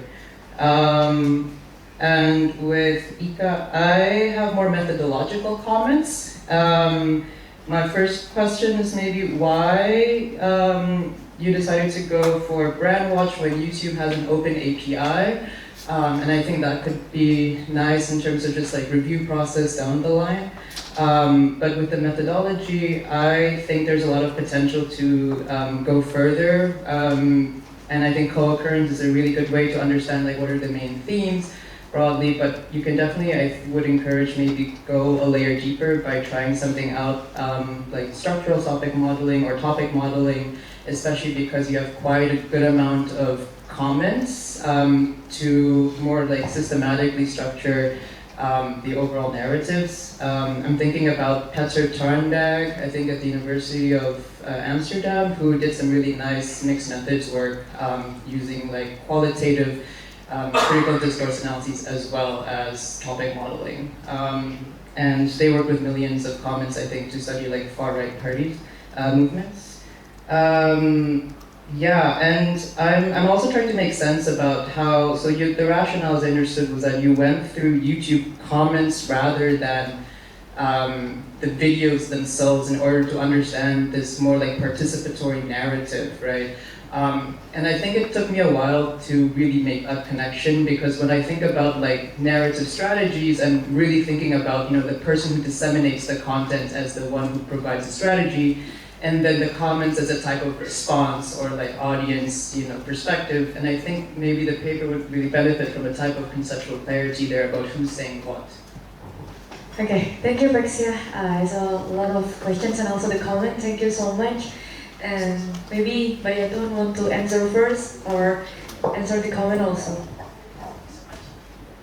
Thanks everyone for these comments. I'll try to keep it brief, but maybe just very quickly some background. So my task in this larger project that we did, of course, as an anthropologist, was to take lead from the key influencers and buzzers, key buzzers that we identified through our SMA, but also in our interviews, and follow up online what their posts look like, right? And this is what we started to do on Twitter with my research assistant, Ali. And we followed, you know, it's mostly pro-ganja big buzzers. And the strategies were really what we expected. So they were the known strategies, you know, of buzzer flooding and kind of repeating messages, etc. Reframing. But then on TikTok, and I started following that because I did research on TikTok before on the on activism, where I found TikTok to be extremely politicizing and political. So it's not inherent on TikTok that it's depoliticizing or what. It's really about okay, how is the algorithm made to work there, right? For activism, obviously, it's politicizing. The purpose of, and here I get to Chris's comments of the Prabowo game was of course depoliticizing, and so it was interesting because I did this research on Twitter, and there I could find narrative reframing and, you know, anything that I was trying to do with digital ethnography, but it didn't work on TikTok. There's no narrative there, you know, it's so fragmented, it's so deeply visible indeed, that I really struggled to do the same on TikTok until I decided, no, let's not even try, you know, I need some different kind of approaches there. Now, so depoliticization, yes, again, not making any political, but decoupling, it happens on TikTok, not on Twitter, but sometimes also on TikTok. And Chris, where's the propaganda element, the element of deception? That's of course the whole big rebrand. Again, Ross, I'm quoting you a lot today. I mean, you're such a big inspiration, obviously, for this topic. The big rebrand, which is meant to wipe out this bloody past of Prabowo and, you know, reimagine him towards the public as this big statesman. And in that sense, it really fits the classical propaganda objective, just through very different routes and strategies. One that is not narrative-based, which is very, very interesting and difficult actually to grapple with from a researcher's perspective. And Paxia, yeah, that's a very interesting comment. I will definitely look into the more political economy of the political platforms, how they also contribute to this trend. And AI, yes, we're just scratching the surface here. And this is indeed a follow-up research in that sense. I hope we can just continue our discussion on that as well. Okay.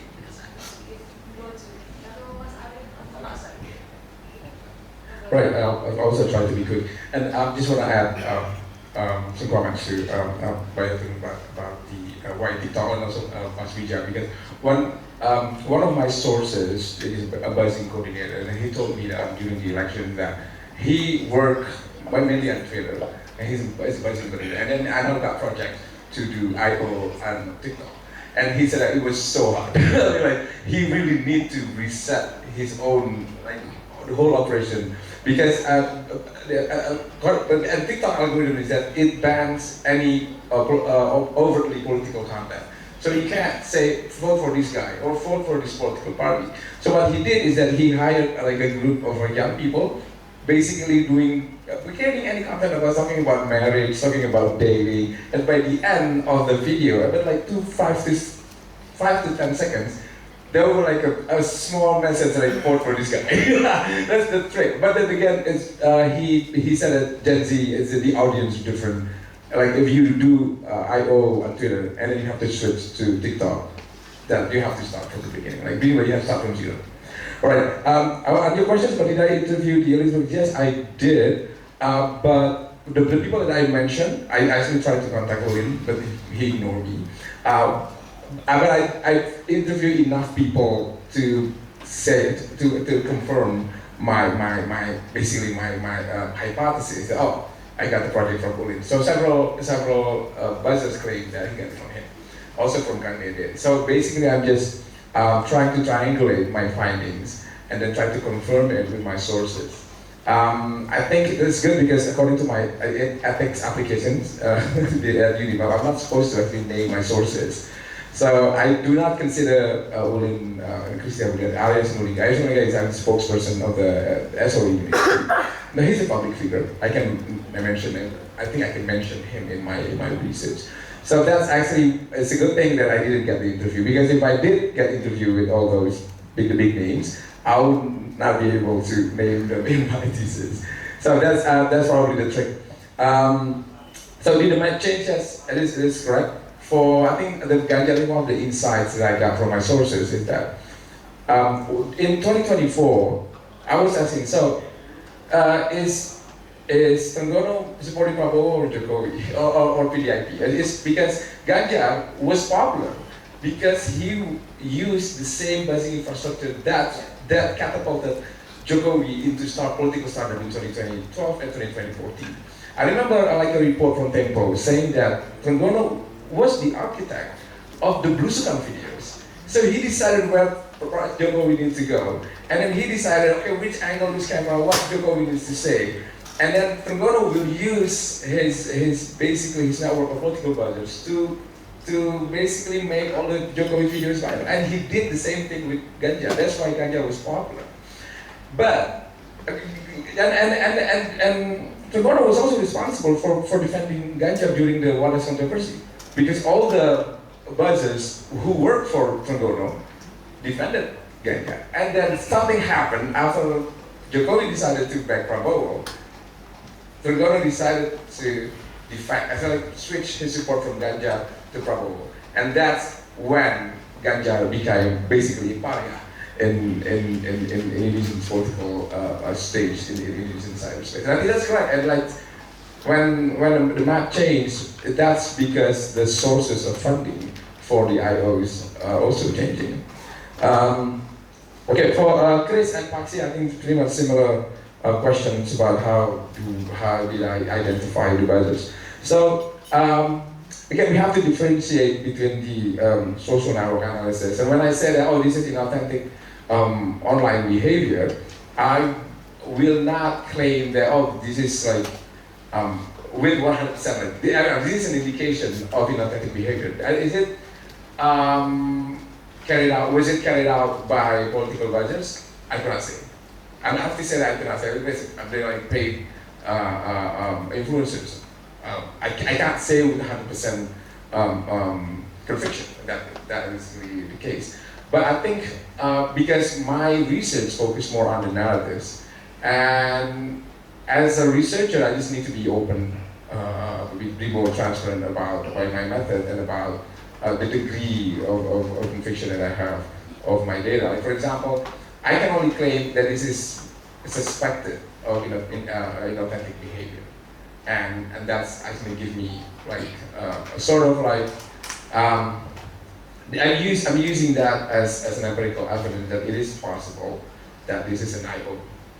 Okay, so and I think there are two things. First, I think Ika mentioned yesterday about the centrality degrees. For our degree centrality, so there are like a group of social media accounts, personal Twitters, basically a click farm account. So they basically retweet everything. Like they don't do anything, they don't post, they just retweet and repost and retweet and repost. And that's social media accounts with a high out degree centrality. So they are not influential, they're just amplifiers. Amplifiers are, technically speaking, political buzzers. They're buzzing, they're actually amplifying particular narratives. And they don't have their own thinking. They're basically just amplifying, retweeting, reposting. That's for the larger graph. But for the QT, I think that's right on, like the tip of the iceberg. Yes. So this is like the most inauthentic behaviors. But that does not mean that they are the only actors involved in that.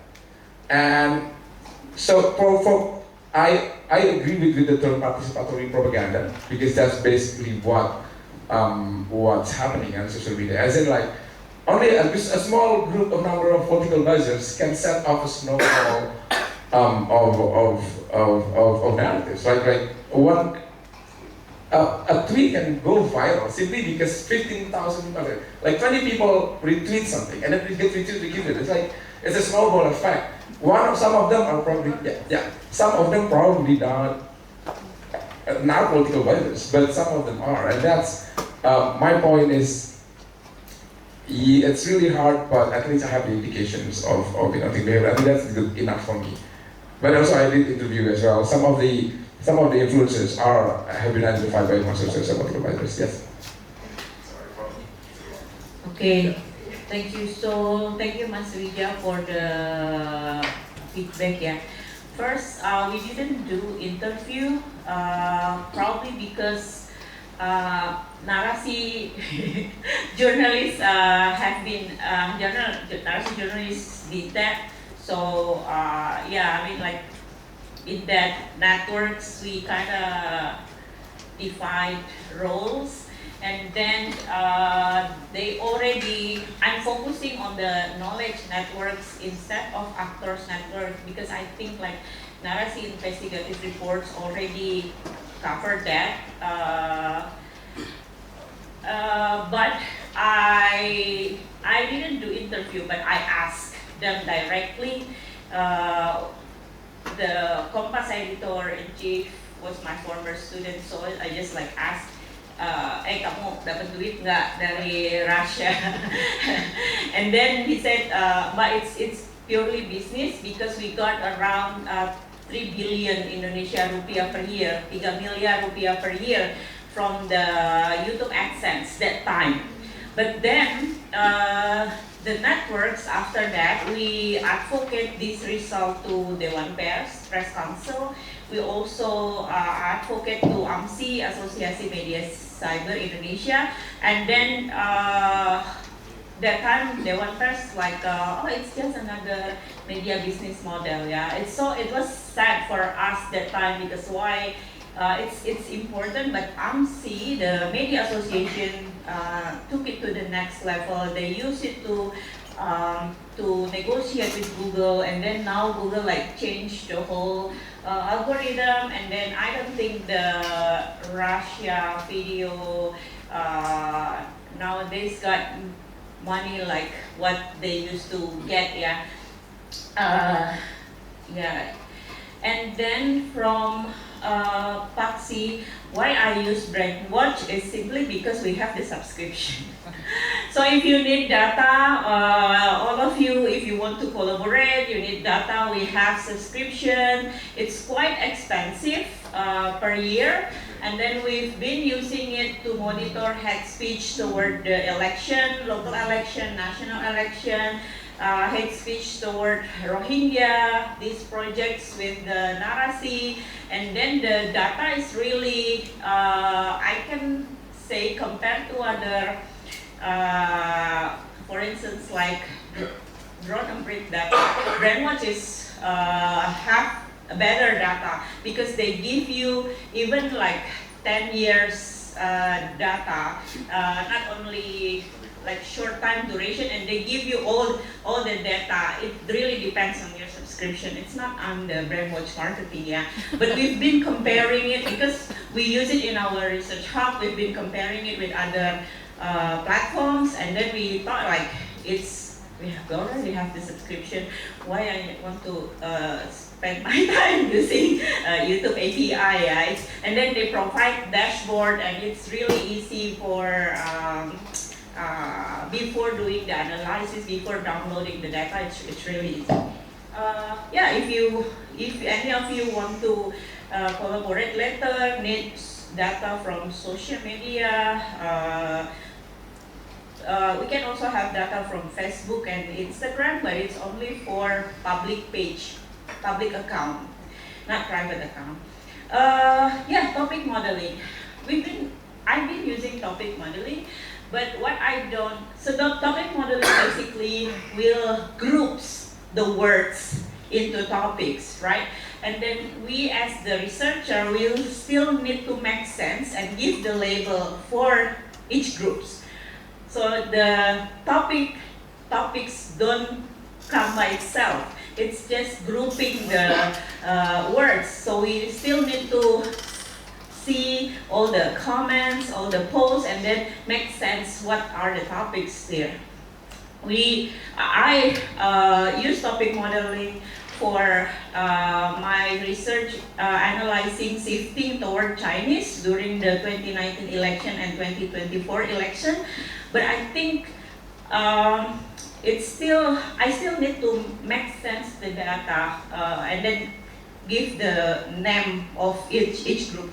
But with this semantic analysis, it gives us more, it gives like how close one concept to another, and then it shows the degree between words. That's something that topic modeling doesn't give. Thank you for other method, but I think I will look into that for the qualitative method. Yeah. Comments. Why based my research on comments, not on the videos? Because videos they are mainly from news organization like Tribun Timur, Tribun Makassar, Tribun News, and then they use the pro-Russia video where they get it from telegrams, yeah. But then when we see the videos, it's kind of similar with what they put in the news website, but just like more tweaks on the caption. But then from Narasi investigative report also showed that Russia cyber troopers already actually do the operation in the comments. So yeah, and then we did the analysis for the news organization already. So we thought like, okay, let's just focus on the comments because this is where the social part of the YouTube is. Yeah. Yeah. Okay, thank you, Mbak Ika, and also thank you for three people that have questions and comment. But we think the time is up. So sorry for this first session panel. We want to continue to the second at 11:15 after this. So unfortunately, we must to complete our discussion here for this morning session first, and we will continue to the second panel shortly. But first, I want to conclude all of our discussion today for three presenters. That very amazing research, very amazing, insightful presentation. Is a very great questions and also comment that from Mbak Yatun said for understanding how influence operates in the digital sphere in Indonesia, and also from Mas Ari that Indonesian cyberspace is particularly thought-provoking, especially in a oligarch political economy, and that have a narrative warfare on there. And also Mbak Ika said for the important conversation about how global geopolitical discourses are being localized, circulated in our digital environment, and also the foreign policies narratives are reframed for the Indonesian audiences. Okay, and I think it's all for our first panel. Please give applause to the three presenters for the amazing research that please continue, and the paper is gonna be the amazing paper, I thought. Okay, for the next, will be led by Mr. Anielo Iannoni, the lecturer from Department of Government and Political Sciences. Please welcome for Mr. Anielo Iannoni. Okay, so sorry, we're gonna to coffee break first, but Mr. Elo, you can prepare first. Come forward with me. You can reveal your snack and also your tea and your coffee also. The location is out of the place, yeah, out of our place here.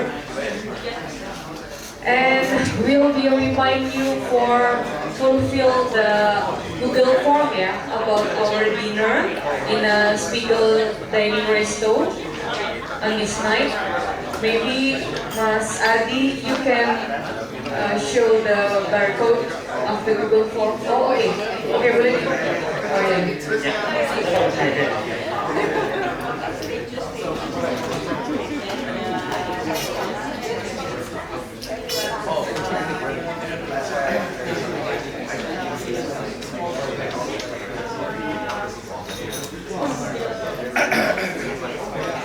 okay, maybe you can scan first for the menu for this night. Mbak Sylvia, Mbak Sylvie, the lemon tea is not have in a restaurant. You can change another drink. Yeah. Drink something. Drink something. Okay. Okay, from all of you, maybe Pak Yuanto, you can also scan this barcode and then you choose what is your food and your drink. Mas Nurudin also, Mas Khalidil Amin, also Mas Faiz, also all of you that invited to dinner with us in Spiegel, please use the barcode. And please come back again on 11:20, yeah. 11:30, ya, berarti come back again. Yeah, because I need to break him up. Work as a staff.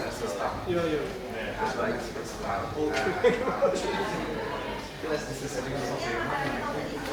So he told me, just tell me about how this is. So you want to, because he was responsible for and for the Mas Faiz dinner ya enggak? Mas Faiz dinner ya? Oh, dan yo. Aku ora undang.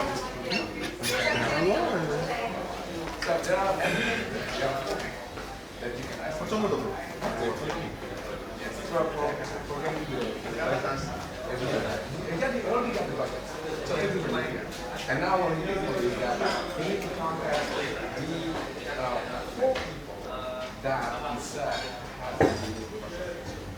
Okay guys, let me inform you that you have to come back again in this room at 11:30 and we continue to the second panel with Mr. Anielo Ianoni here.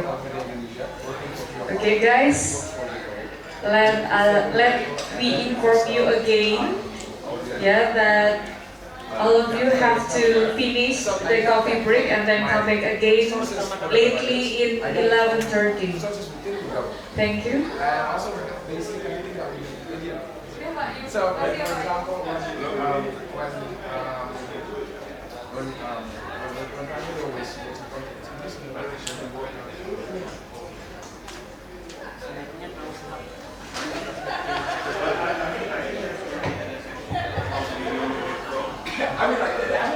admit that this is all informal. But I got 100% full proof that Kalau si yang ini di take off ini, yang udah habis di take off tidak film. Snacknya sama minum.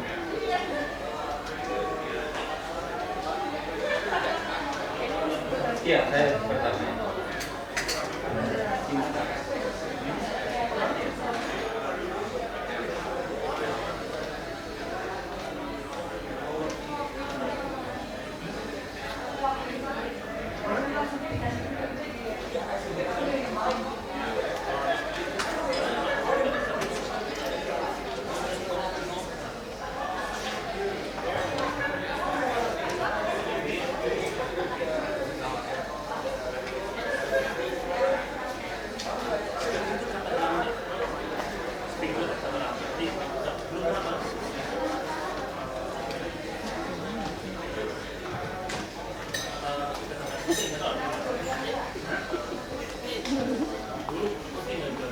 Tapi kesenggol.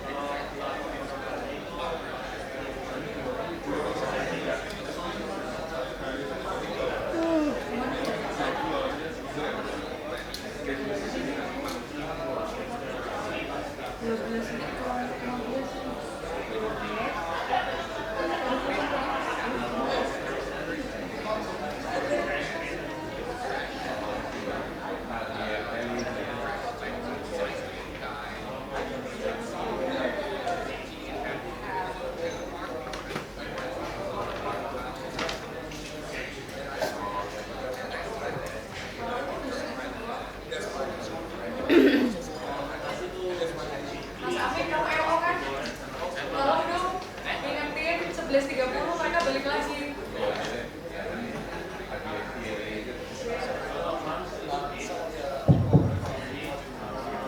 Okay guys, let us remind you again that we have to come back in our room in 11:30, okay? Because we have to continue our discussion on panel 2 with Mr. Anielo Eyangni or Mr. Elo. Mr. Elo is standby here. Okay, you can fulfill again your snack, you can reveal your drink also, and then bring your snack and your drink, come back to the room. Thank you.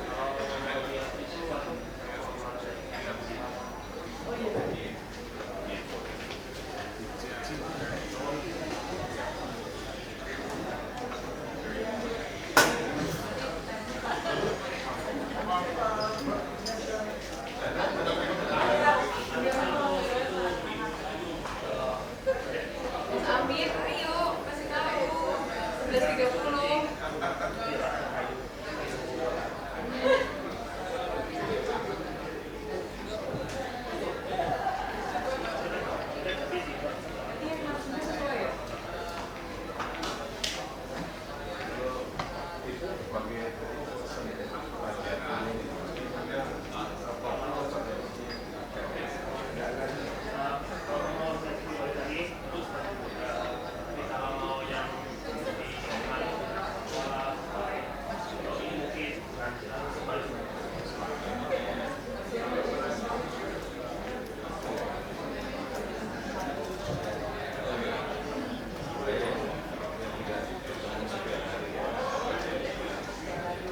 Okay guys,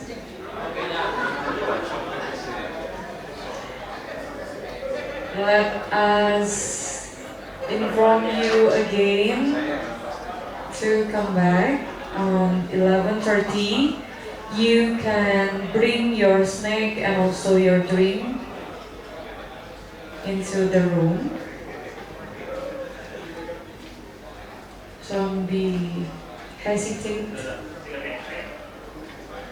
because we have to continue our discussion and finish our discussion today.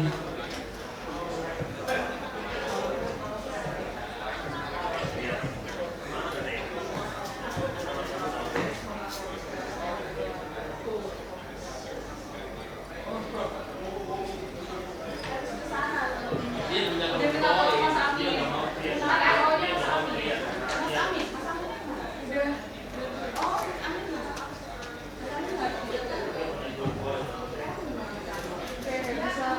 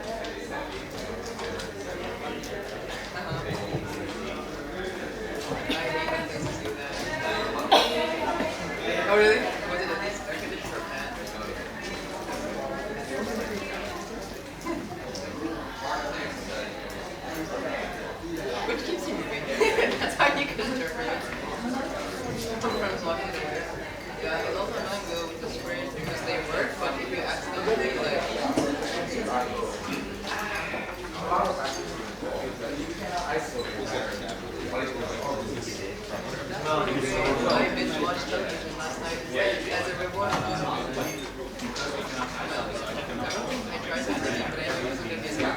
sorry guys. We have to continue it again because we only have a short time today. We must have finished all of the panel today before we getting dinner in this night. Sorry. And don't be hesitate, you can bring your snack and also your tea or coffee. Come into the room. It's okay, you can refill during the discussion. You can refill. And we are continued again with our moderator, Mr. Aniola Ianone. Please, time is yours. Thank you.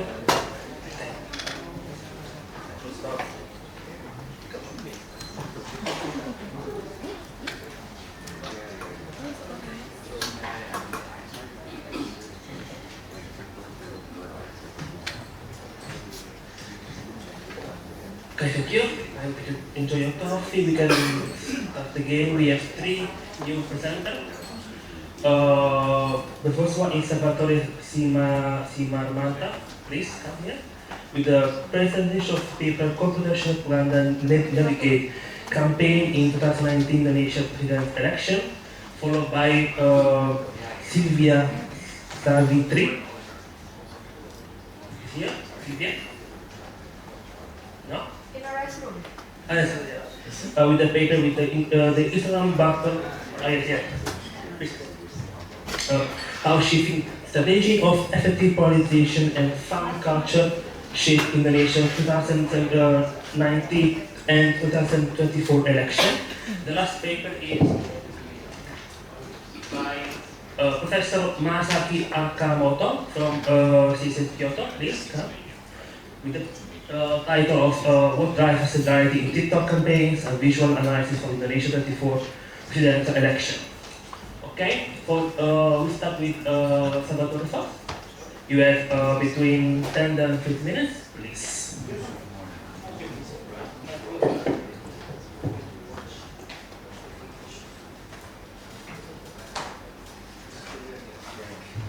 Check.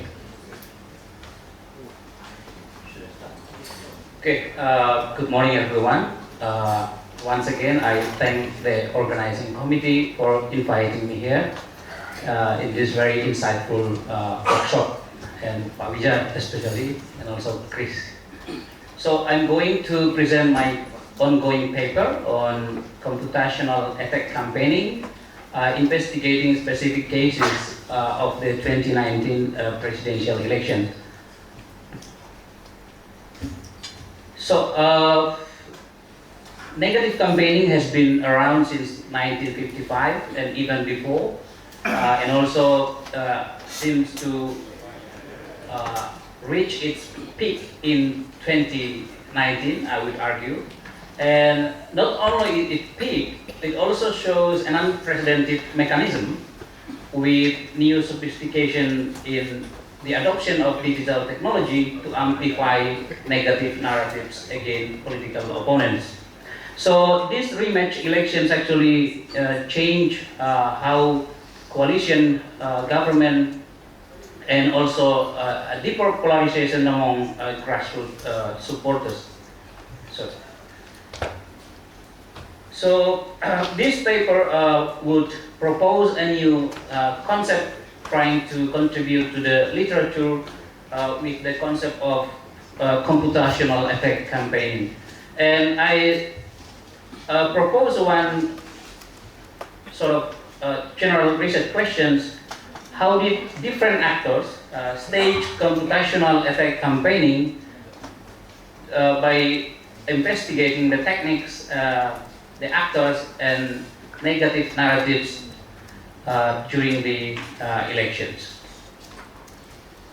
So I have to clear the controversy and the debate about how should we differentiate between negative campaigning and black campaigning, as we say, and some say also dirty campaigning. So I am a communication scholar. I use functional theory of political communication to classify three types of political campaigning at the end. So there is a attack campaigning, there's a acclaim campaigning. Acclaim campaigning means a positive campaigning, and there's another one from the perspective of evaluative theory. They call it black campaigning, as we say, or dirty campaigning in a Western literature. So there are three categories of political campaigning, but in this paper I will focus not specifically saying that it is positive or kampanye hitam, but I would say just attack campaign. Regardless of the truthfulness or factivity of the message. So negative campaigning can be said as a attack campaigning that use factual information, truthful information, criticism against opponents. And dirty campaigning, or in our term kampanye hitam, is attack campaigning, a type of attack campaigning that use disinformation or hoax or junk news or fake news something. And the other one is actually positive campaigning, where the candidate try to amplify positive messages, positive track records about themselves.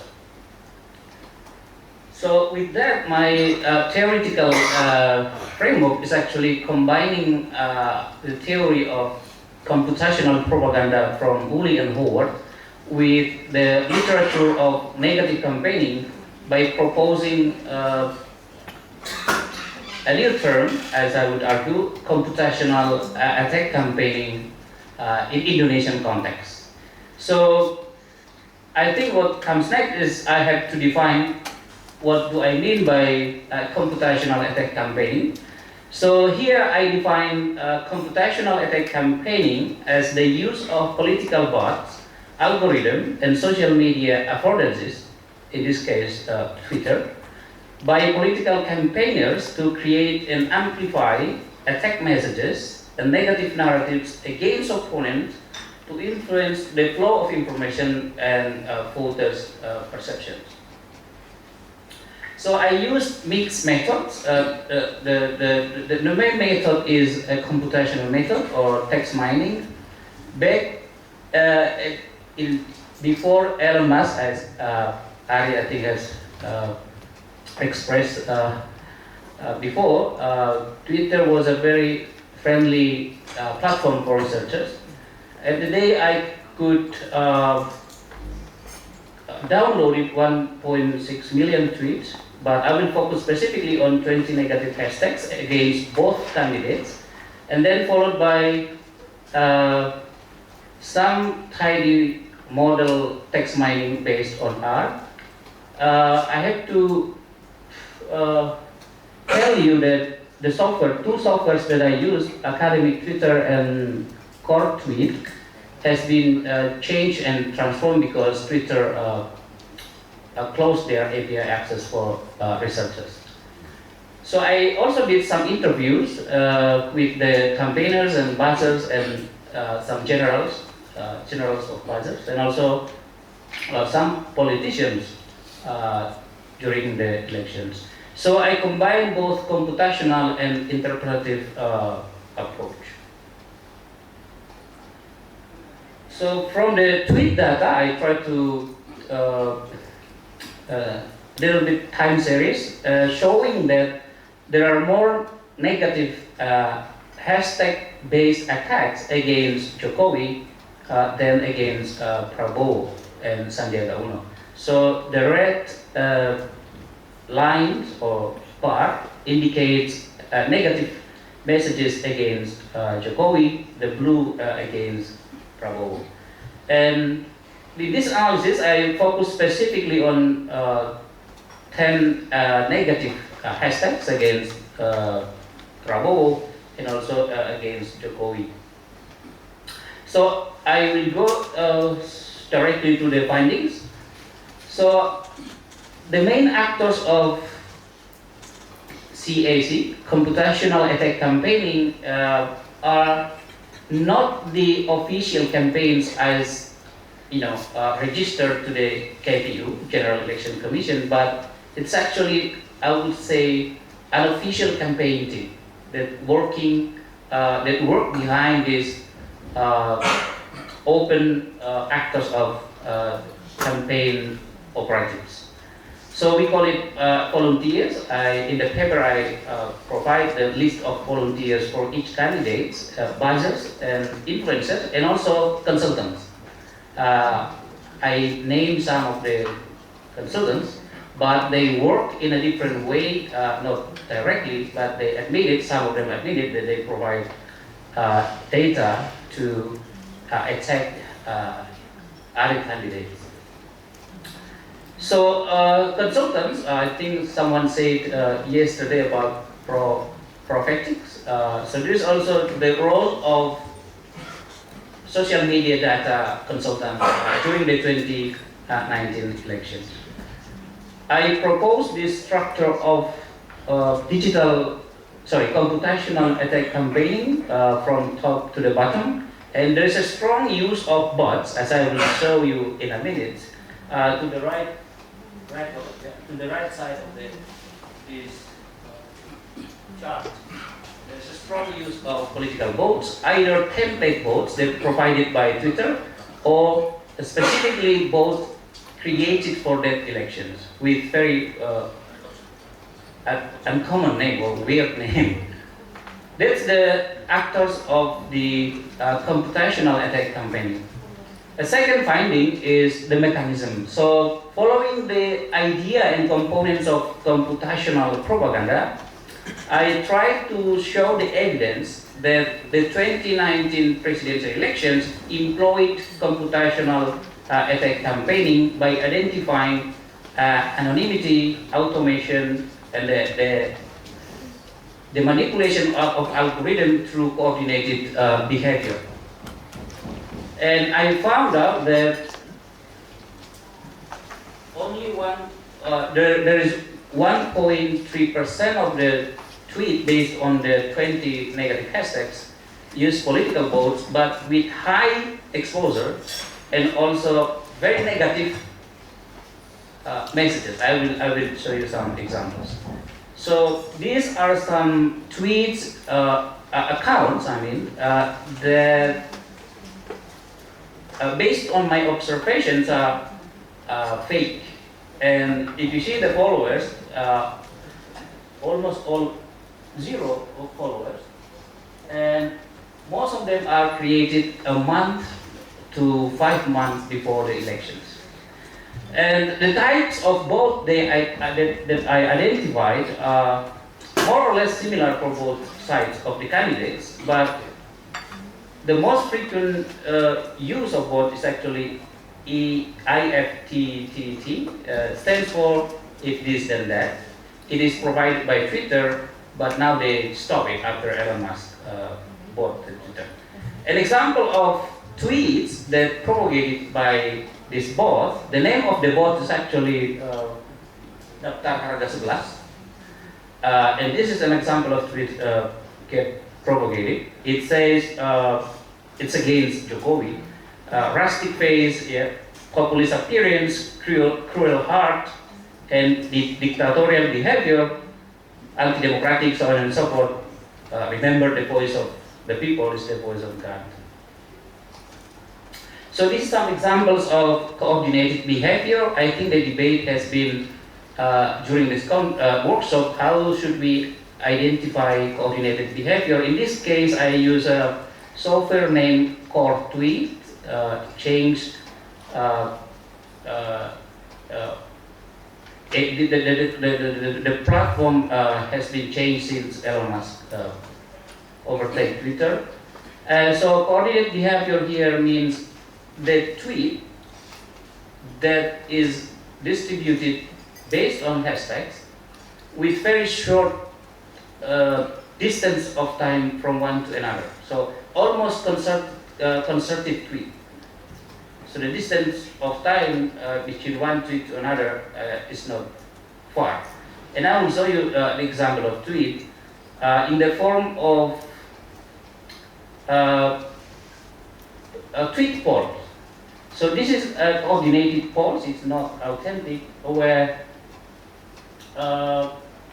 they ask followers with options to answer, to choose from.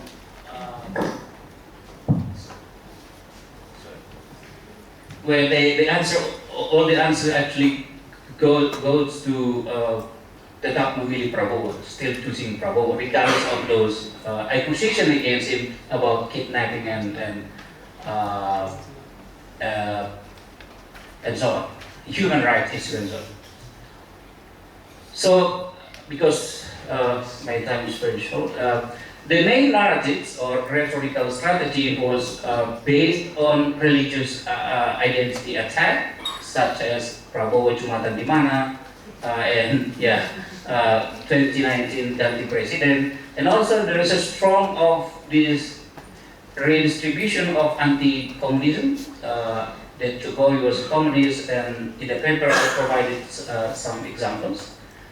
And this is examples of tweets that based on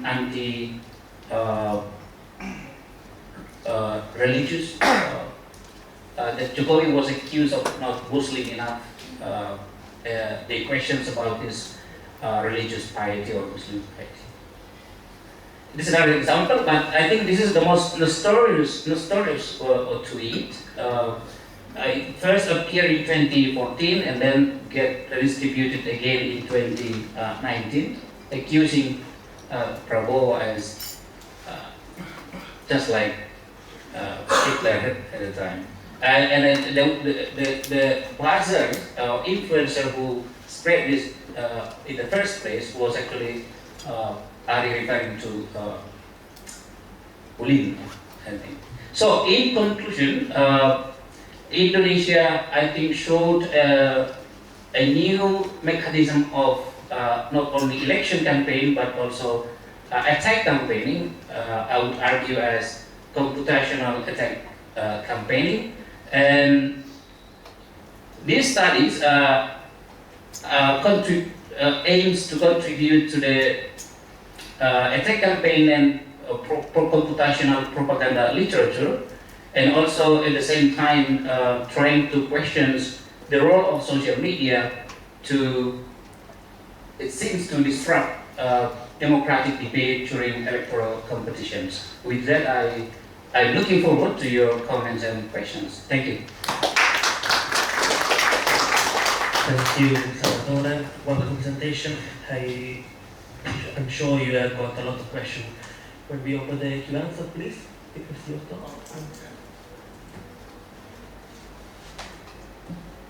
So now we have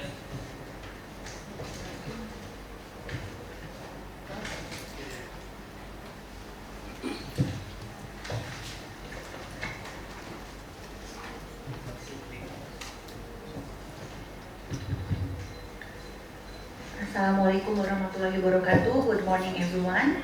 My name is Sylvia Savitri. I'm from President University and also PhD candidate from IIIU. So thank you for this wonderful opportunity.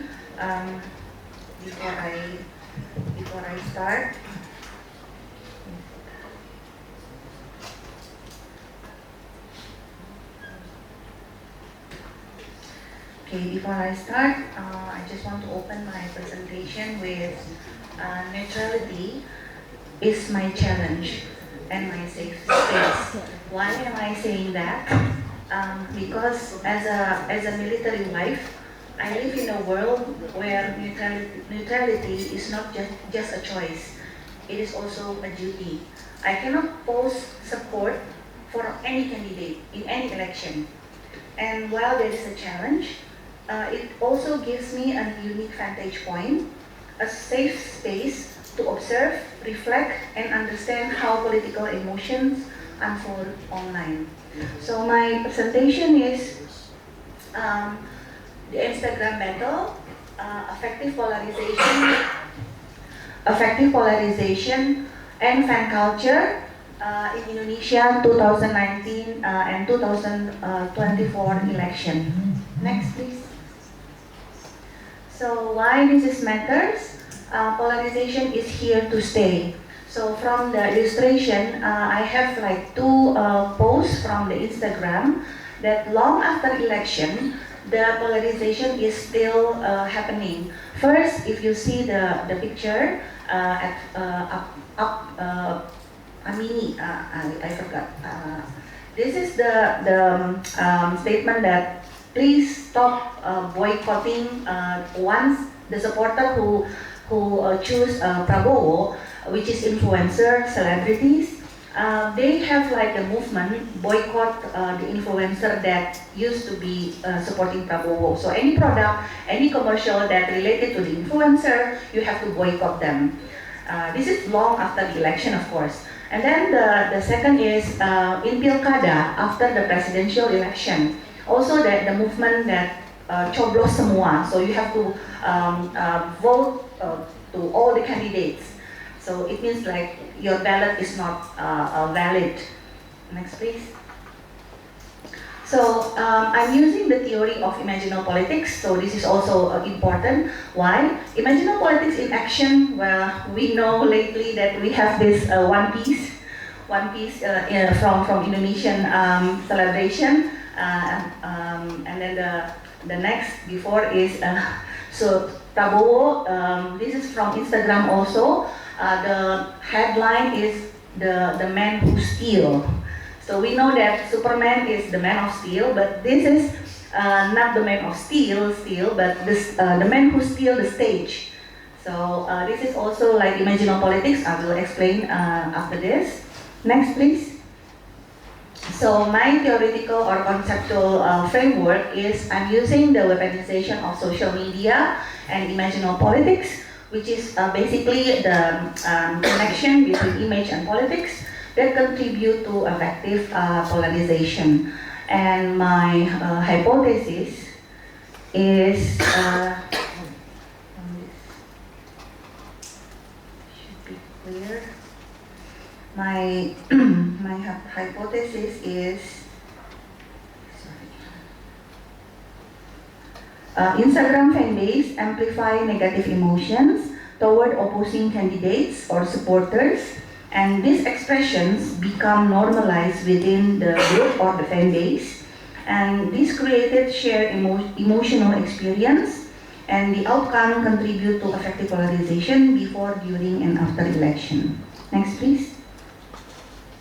So my research question is, first, how did the Instagram fan base of Indonesia use the platform during the 2019 and the 2024 national election campaign in shaping collective identities, weaponizing information, and how has their use of the platform changed between the two election cycles?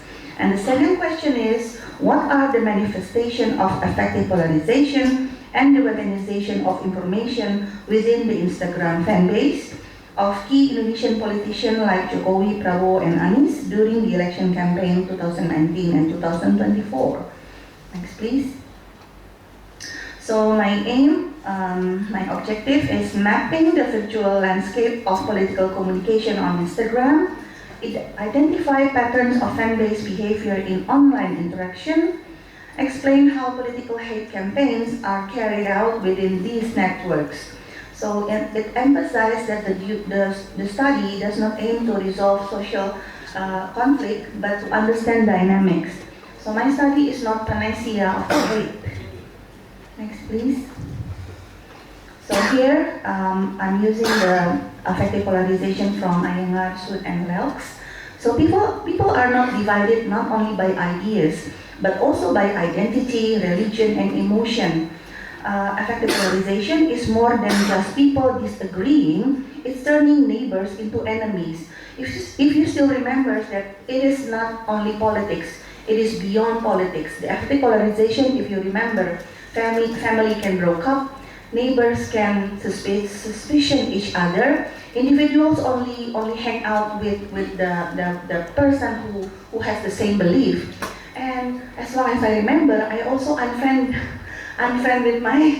with my best friend in my election because of the different political choice. But now we are reconnected. Okay, next please. So this is the weaponization of social media, which I also use from Singer. It has the 4 criteria: information operation, political manipulation, digital hate speech, radicalization, and recruitment. With this special focus, I only focus on political manipulation and digital hate speech. So next please. So here, imaginopolitics in practice, it is constructing political narratives. So if you're talking about the definition, imaginopolitics basically is spectacularization of politics, virtualization of politics, and political myths.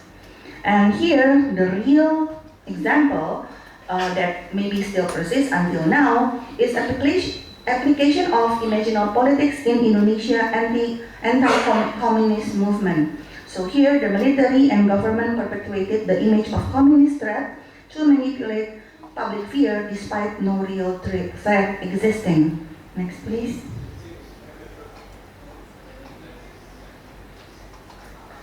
So, yeah, the research gap on effective polarization and election.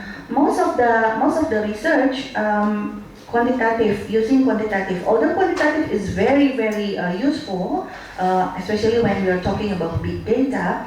In qualitative, I try to sometimes in quantitative we cannot focus or like emojis, like sarcasm. We cannot tap into the tone if we are talking about the quantitative. So that's why I'm using manual coding here. So in qualitative, this is qualitative research. And then the other research on effective polarization and election often overlook in favor of analyzing buzzers, influencers, and political candidate accounts themselves. So this is only fan base in Instagram. And then the third is comparing to election to capture temporal dynamics. Next, please. So my methodology and research timeline. So I'm already in the phase 3, which is coding. First, the data. Of course, Instagram posts and comments. So it is consists of the posts, the reels, the videos, and also the comments. And then the phase 3 is coding using NV4. And because I'm using also ethnography, it applies RAEDR criteria and debate themes from the presidential debate themes. Next, later on, I will be continuing to phase 4 and phase 5. Next, please. So here, politics as a fandom. This is the example of some of the fan base that supporting Prabowo, supporting all the candidates. And if we are talking about politics as a fandom, leaders is an idols. And then politics turns figures into fandom objects. We can see like the Prabowo, Gemoy, and everything, so it is a fandom objects. Now the debates as a fan wars. Online arguments mirroring pop culture battles. And the third, emotion fuel division. So fan base here, I refer to Professor Lim, Melina Lim. Fan base here acts as an algorithm enclaves. Next, please. Here, my findings is when we are talking about the fan base, this is from the fan base group, Masayu, who's supporting Prabowo in 2019. I found the curated nostalgia. What is the curated nostalgia? Avoid complex policy debates, relies on nostalgic, romanticize the past, and feels authentic through imagery and slogans. Next, please. Another findings when we are flooded by the Prabowo Gemoy's video, we still have this image of Prabowo as strong man, like I'm referring to the Machiavelli pragmatism, because it is still, Prabowo is like parallel to Putin. So strongman, heroic myths, emotion and spectacle over policy, and media manipulation for control. Actually, this is a video, a short video, but only like no dialogue, but it is a powerful song, and it is like, yeah, the impact is powerful. So the last but not least, the findings. Also, still the, yeah. So this one is also another finding. Interestingly, in 2024, we also have this like K-popization, K-pop, turn Anis into like K-pop oppa, and then also the Man in Black. This one is Man in White. And then for my conclusion, so while conclusion next please, thank you. In 2019, while effective polarization fueled by hoax, misinformation, disinformation circulating widely on social media, in 2024, still we have like misinformation, disinformation, but the weaponization strategy become more complex and subtle, shifting from the direct falsehood into cultural appropriation through fandom practices. So K-pop fandom strategy like fan chants, meme, visual styles were adapted, creating emotional bonds and cultural identification rather than relying on overt political messaging. And I want to also add, maybe in the 2019 it is very, very polarized, but in 2024 it might be less polarized, but more heated debate, because it taps into our emotion with this cartoon, the noise and everything. And also, election can change, but the rift is still there. So thank you very much. That is my presentation. Wonderful presentation, Cynthia. We are in the last presentation, so we can open the Q&A. Please, we have now Akamoto and Fiko student on visual TikTok campaign. So please, when you start, you can start. No, maybe Fisip.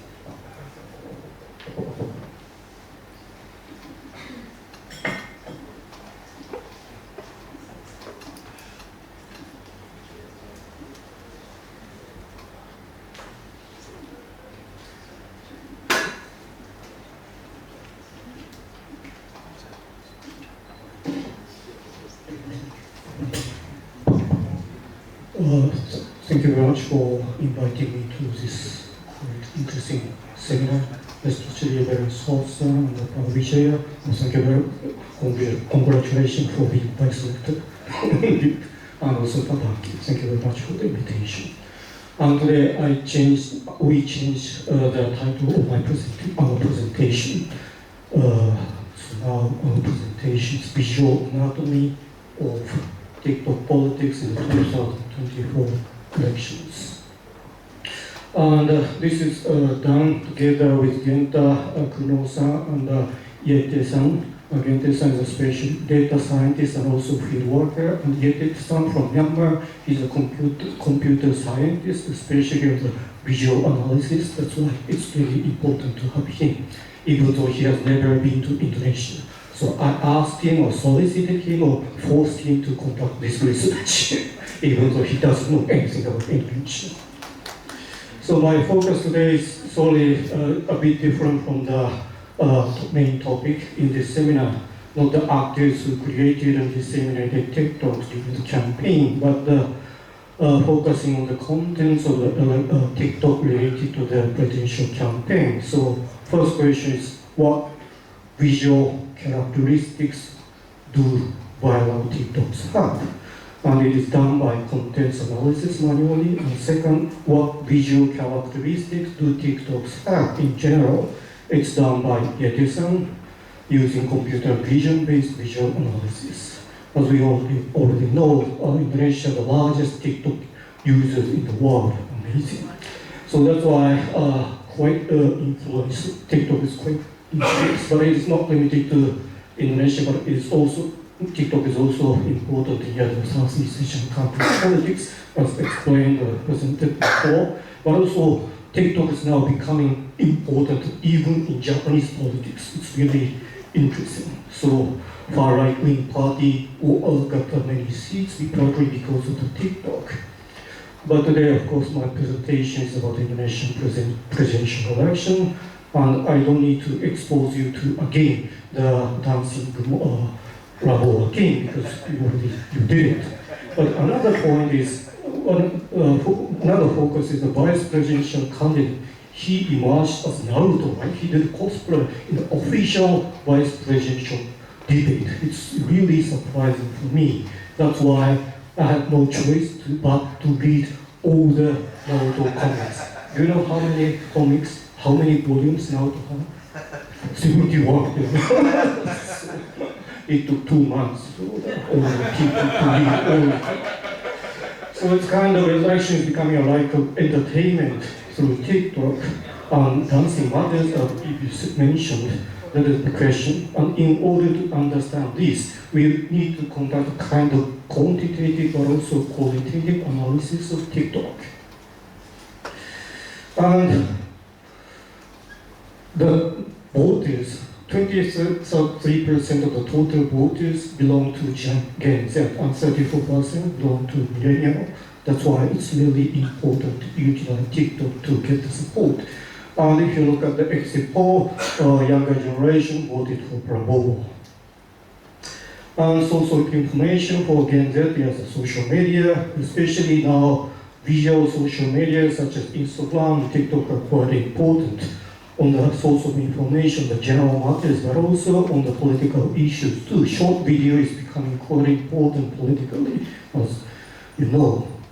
That's why we did my first quantifying analysis of TikTok in 2024 election, utilizing TikTok's paper as you did, right? Analysis period is around for 1 year until the 3 days before the voting date. And we collected the data, TikTok movie with the following keywords related to the presidential candidate, but also vice presidential candidate, those are in the hashtag users' names and description. And the total number of TikTok we collected is around 7,361. And this is the result. This is the timeline of the posted TikTok per week. So it's quite easy. After the registration, the number of posted TikTok increased radically, naturally. So who posted more? Which pair posted post? Actually, Anis Mohani posted most. But actually, each number of posts is not so important. The most important thing is how many people viewed these TikToks. Let's see. This is the number of viewed TikToks, election-related TikToks per week. Of course, after the registration, the number of viewed TikToks has increased dramatically, and it's the average. During the campaign, election-related TikToks, the number of views of the election-related TikTok reached 2.1 billion times a week. It's a fundamental, really big number. And out of 2.1 billion times, 1.0 billion are related to Bravo and Gibran. It is around 62.6%. So in order to analyze further, we did 2 methods of analysis. First is contents analysis of the viral election TikTok and also computer vision-based visual analysis.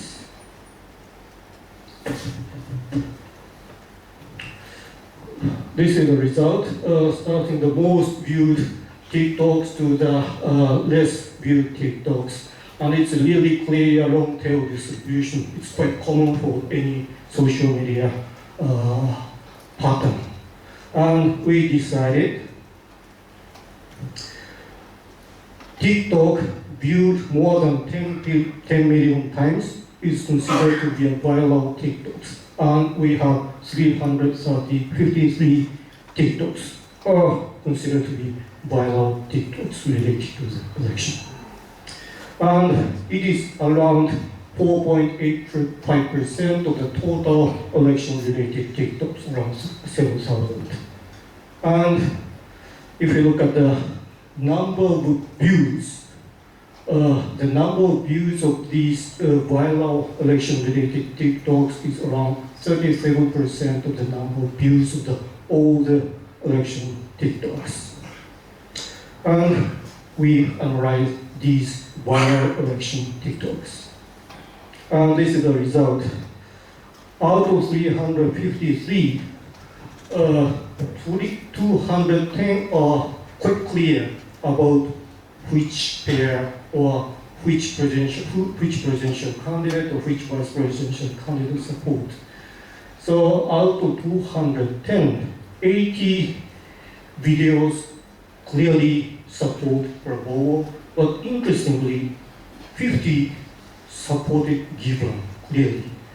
Just 38 supported clearly both Gibran and Prabowo. So these are, and 80% out of the 210 TikToks are strongly supporting Prabowo and Gibran, or Prabowo or Gibran. And unfortunately, the supporters of Mahmoud is really strong in the civil society movement, but his TikTok is not at all popular. There's no viral TikTok for Mahmoud. Kasihan banget ya. Di luar dugaan.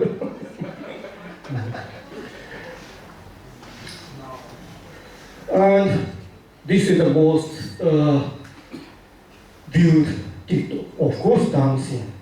Prabowo is the most popular. But let's see, this is not only that. That's why many scholars or journalists say Indonesian politics is a kind of entertainment or first politics. But if you look at the 168 Prabowo Gibran TikToks, just 16 are clearly dancing TikToks. Others are not. So others are different. Other viral TikToks. Some are talking about the free meal programs. Others are parent speech by Prabowo, and also some are related to candidate debate, etc. And also Indonesia's kind of now to world, etc. That's really also interesting point. So that's what we find from the manual analysis of the viral TikTok. So I will move to EFSM.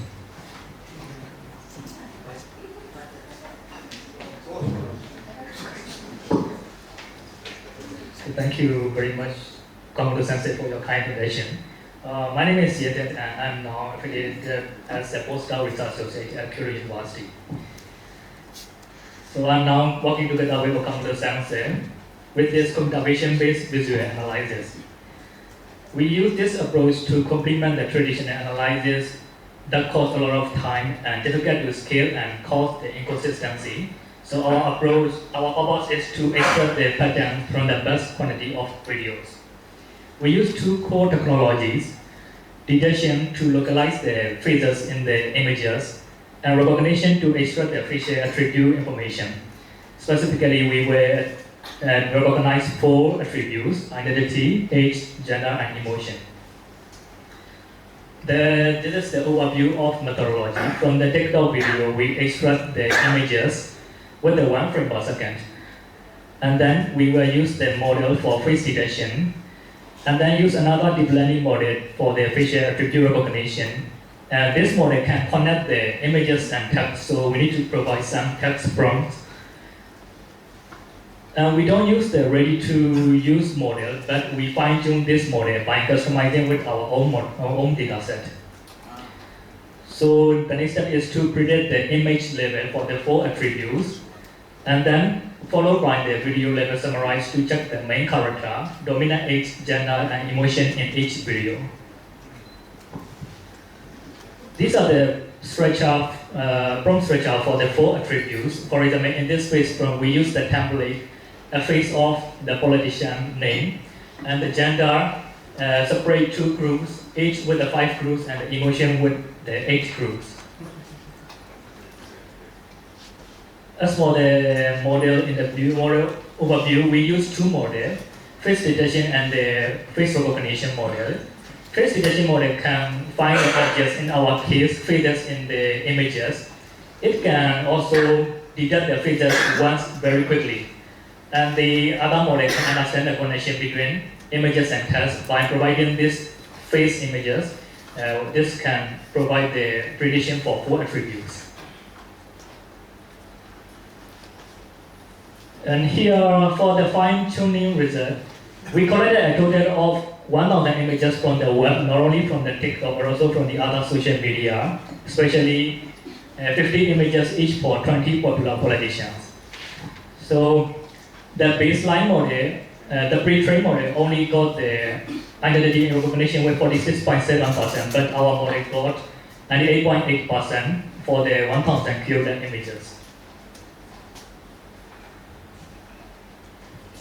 Previously, we carefully collected the high quality images, but in reality, the TikTok videos, they are very diverse and very challenging with different factors. So we have downloaded 6,600 videos for the performance evaluation, but to evaluate this, we cannot check all of these videos. So we extracted the 100 random videos from them, and this table shows the model performance. Here, this column shows the ground truth data for the top 3 identity, which means top 1 means the most frequent appearing person in the video, and this column shows the prediction result from our model. If we compare only the top 1 results, we can see that our model got 44% of the accuracy, recognition accuracy, while the baseline model only got 9%. So I will skip this. So using our model, we save the result to the respective folder, like correlation-wise, the party-wise, and the identity-wise. And we use these results for the distribution of gender, age, and the emotion.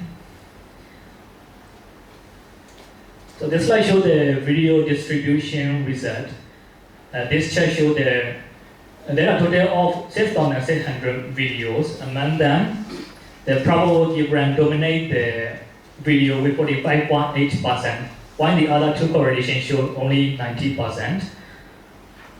And specifically, we can see that in this Prabhu Gibran pair, not only Prabhu and Gibran are important, but also the Jokowi related videos are also prominent within KIM.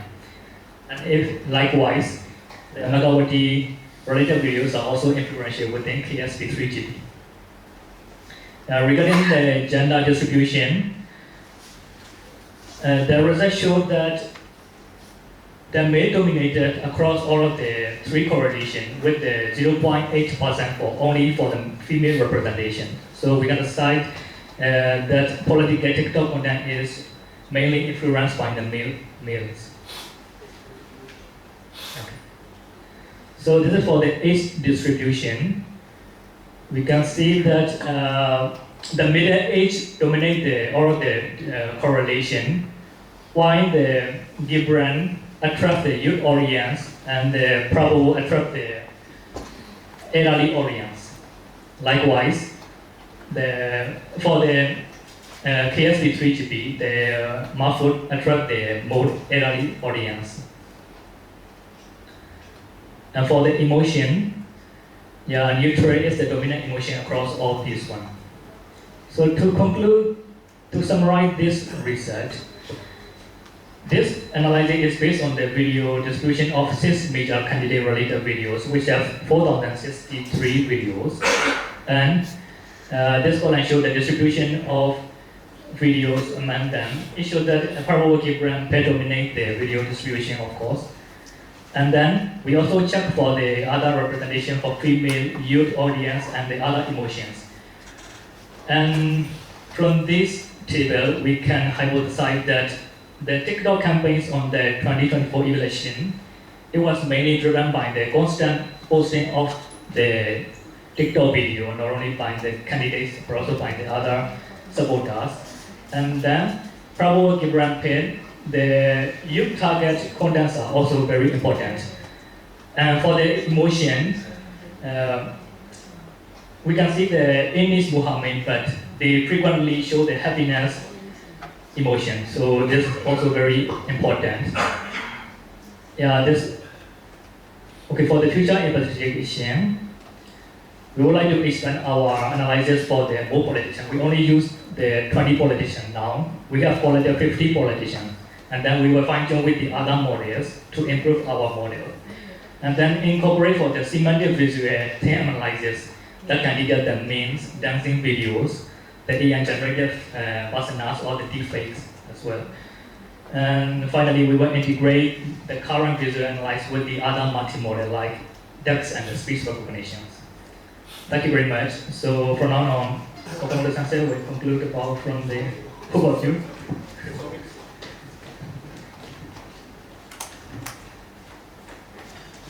So regularly Bravo matters, of course, but also young, quote-unquote, Gibran also matters.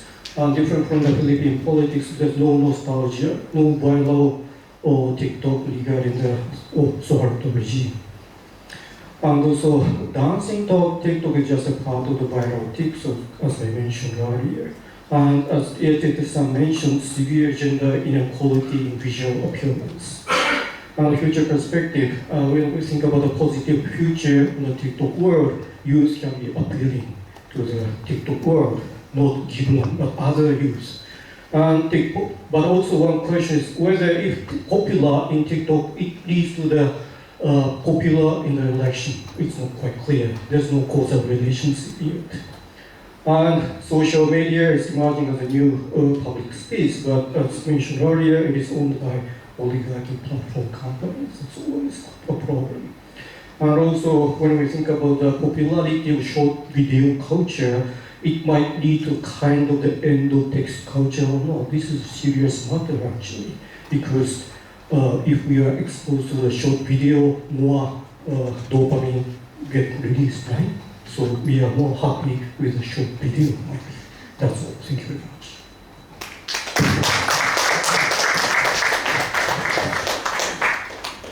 Look, okay, wonderful, thank you. So I'm open the some question, please. One from Mas Wijayanto.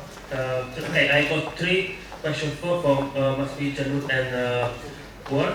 And please read the point, the comment, and question, so everyone can opportunity to question.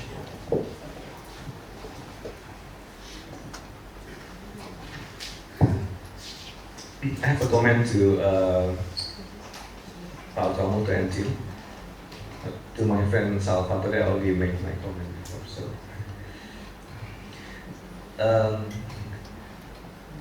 thank you for first of all for all the presenters, for the very interesting paper, also for the effective conversation. But my question and comments to Pak Okamoto and team. I guess this is for the first time I see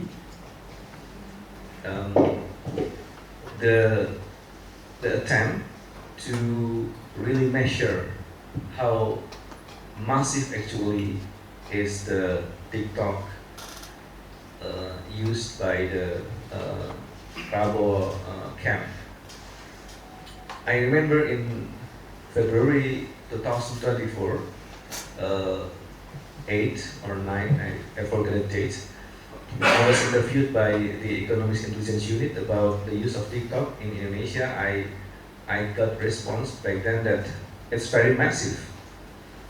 And then they wrote an article entitled Dancing to Victory about the use of TikTok by Prabowo. But I guess this is for the first time I got the real calculation of how the TikTok is actually used, and which you even mentioned which video which is actually really viral, which is the dancing part. I wonder, I talked with Pak Ika, we discussed here, how viral is the crying video? Because for me the crying video is also very effective and very touching the feeling of the people. Curious about it. And also, you put a question in the conclusion whether or not the first virality means electability, right? That's a relevant question. However, when from my casual conversation with some young person in Indonesia, they indeed vote Prabowo and Gibran because of the content. I believe because the students are from middle income family, they didn't vote Prabowo and Gibran because of money politics, for instance, and somehow it's worrying because I guess I read another survey from CSIS or any other institution that indeed the young generation, they vote Prabowo and they forget about the past. And the second question is about the nostalgia.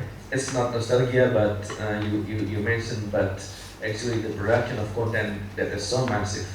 I still think that to some extent, if we look at the deep narrative in the public, it's still about nostalgia in my view, of course, because we don't. Why people so, for instance, so look Prabowo so high to some extent because of his background, as military background, and people are still adoring, Indonesia, a person with uniform. Of course, maybe not Baika. Yeah, there's a debate about that too. There will be my short comment, and maybe my last question is whether, in your view, the future of the election in Indonesia will be impacted by this new trend of the use of TikTok and their audio-visual campaign. Thank you.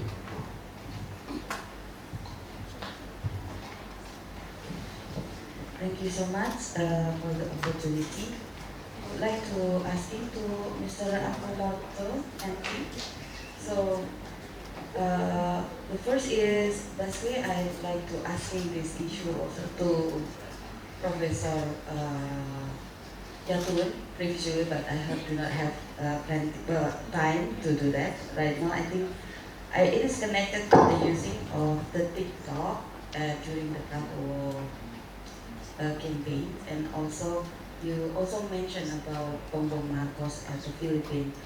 Well, my question is that based on your experience as a research in this issue, do it also happen at other countries that the AI and Joget, something like that, is also become effective campaign during the general election? Probably you can give the experience how it happened at Japan, for example. And then the second is about the methodology. I'm curious about the using of AI because in your presentation you put one element of AI there in one of the steps. I would like to ask him, how do you use this? And based on your experience, how the journal editor, when you writing in a journal, for so far, accept the AI tools for writing the journal. Thank you so much. Thank you for another very rich panel. Also methodologically, this was very interesting. I just shoot very quick comments. To Sylvia on the polarization, important topic, but I think it would be good to contextualize it with the observation that compared to Western countries, polarization in Indonesia is actually quite minimal. And that some level of polarization is important for democracy.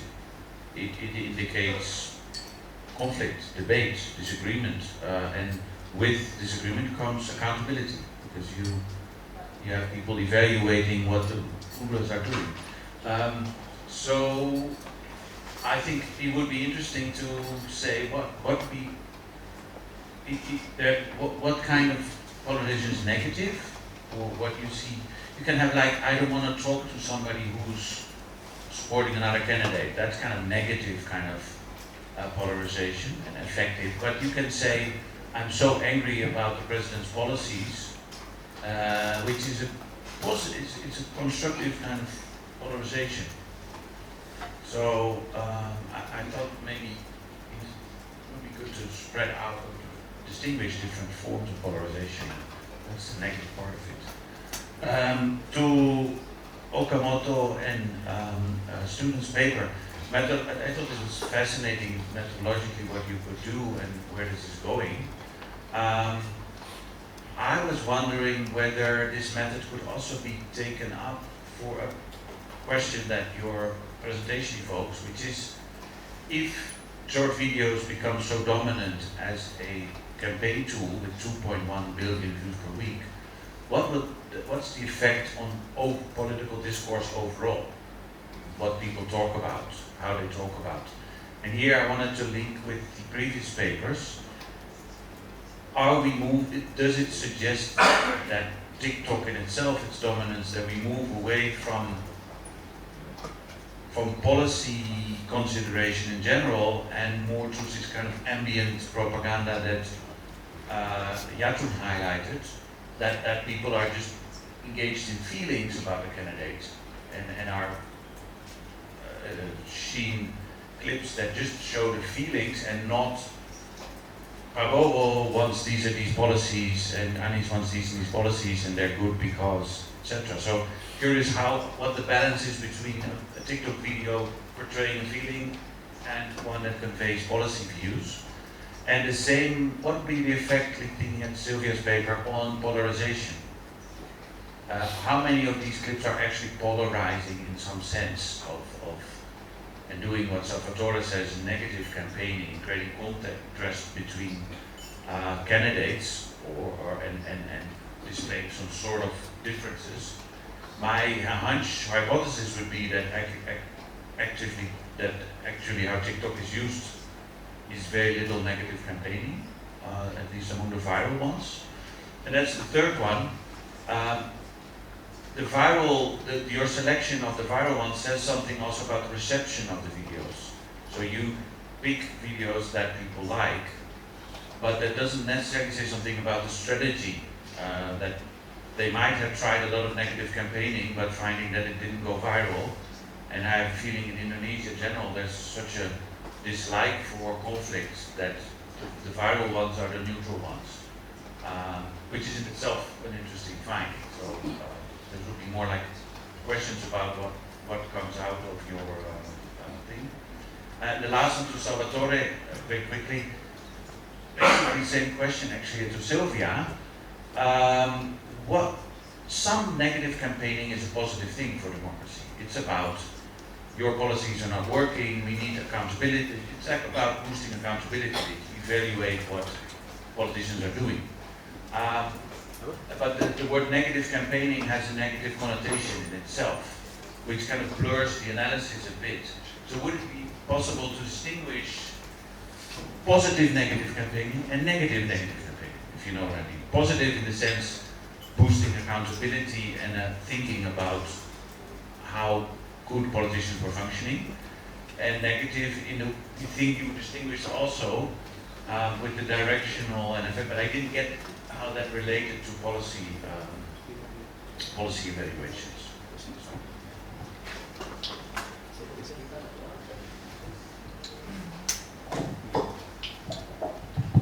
Thank you very much for the questions or comments. Crying video. I looked all the 351 viral video at night, and no video is a crying video. We touched.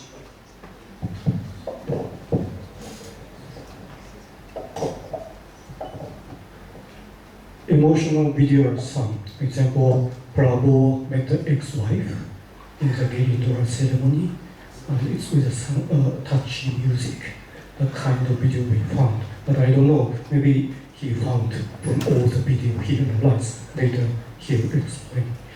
Or maybe those who love the TikTok video for Prabowo Gibran supported them in the election day. Might be, and one of my friends now conducted a research on the discourse analysis on those who voted for Prabowo Gibran. So they interviewed 100 Prabowo Gibran supporters. And according to him, they supported Prabowo Gibran because they feel kasihan, pity for Prabowo. He ran for the presidency again and again. He lost 2 times, right? So maybe this time we should give a chance to him about that. That's the dominant discourse he said. It's interesting. And also about the future of the election. Actually, this time there's no clear polarization in the election, right? Presidential campaign. But if there's a kind of polarization, maybe the contents of TikTok could be different, I think. But when we think about the positive side of TikTok, just think about the case of Thailand. Move Forward Party became the largest party in the 2022 election, right? It is partly because of the TikTok. And the younger generation was the TikTok by Move Forward Party, and they were very happy with the contents. Some are talking about the policy of the new party. And then they showed these videos to the older generation, the fathers and the relatives. And they knew it, oh, there's a new party. I heard that that is one of the reasons why Move Forward Party won the game. So that might happen. So simply we say TikTok is a kind of entertainment content, full of entertainment content, but some are not. If you look at the viral TikTok in the Prabowo Gibran team, there is some talking about the policies too. And I mentioned earlier the younger generation of loving the social short videos, and this is becoming a source of information for anything. But still, they are watching other medias. That's why there is still chance to know all the different information from other sources. I think this is for me. Anything from you? Thank you for the comments. For the crime videos, we recognize for the 8 emotions, including the positive and the negative emotions. So we found some not crying, but sadness videos. But we admit that we need more further analysis on these sadness videos. Actually, this is the part when Prabowo was attacked and couldn't answer. Maybe not. Maybe we couldn't see the tears, but he touched it on the cheek, and we notice it as a right. I mean, it is for us. And then after that, many videos viral on TikTok, like supporters crying. That's right. So their supporters were crying. Yeah. Yeah, the supporters were crying. And the background of the video was, very, very sad song. Yeah, thank you for that. We were doing more right. No, I think we have, because those viral video was accused as manipulated by many Indonesian journalists, fact checkers. They were manipulated and then get viral at the same time. And also it's parallel with the narasi kasihan that makes the trouble. Yeah, for this analysis, we only emphasize on the faces, so we were looking beyond faces to the broader visual analysis. Yeah, for the next one, regarding the AI, how we use the model if we want to publish in the academic journals. Yeah, I think we use the open clip model for the facial recognition. So we don't use the ready-to-use one. We fine-tune by our using custom data set. So for the originality, regarding the test pad, the test prompts will be up to the user. And for the image that we train by ourselves using the own collected data set. And also our bubble is on this specific case. I think that will be fine. Yeah, thank you.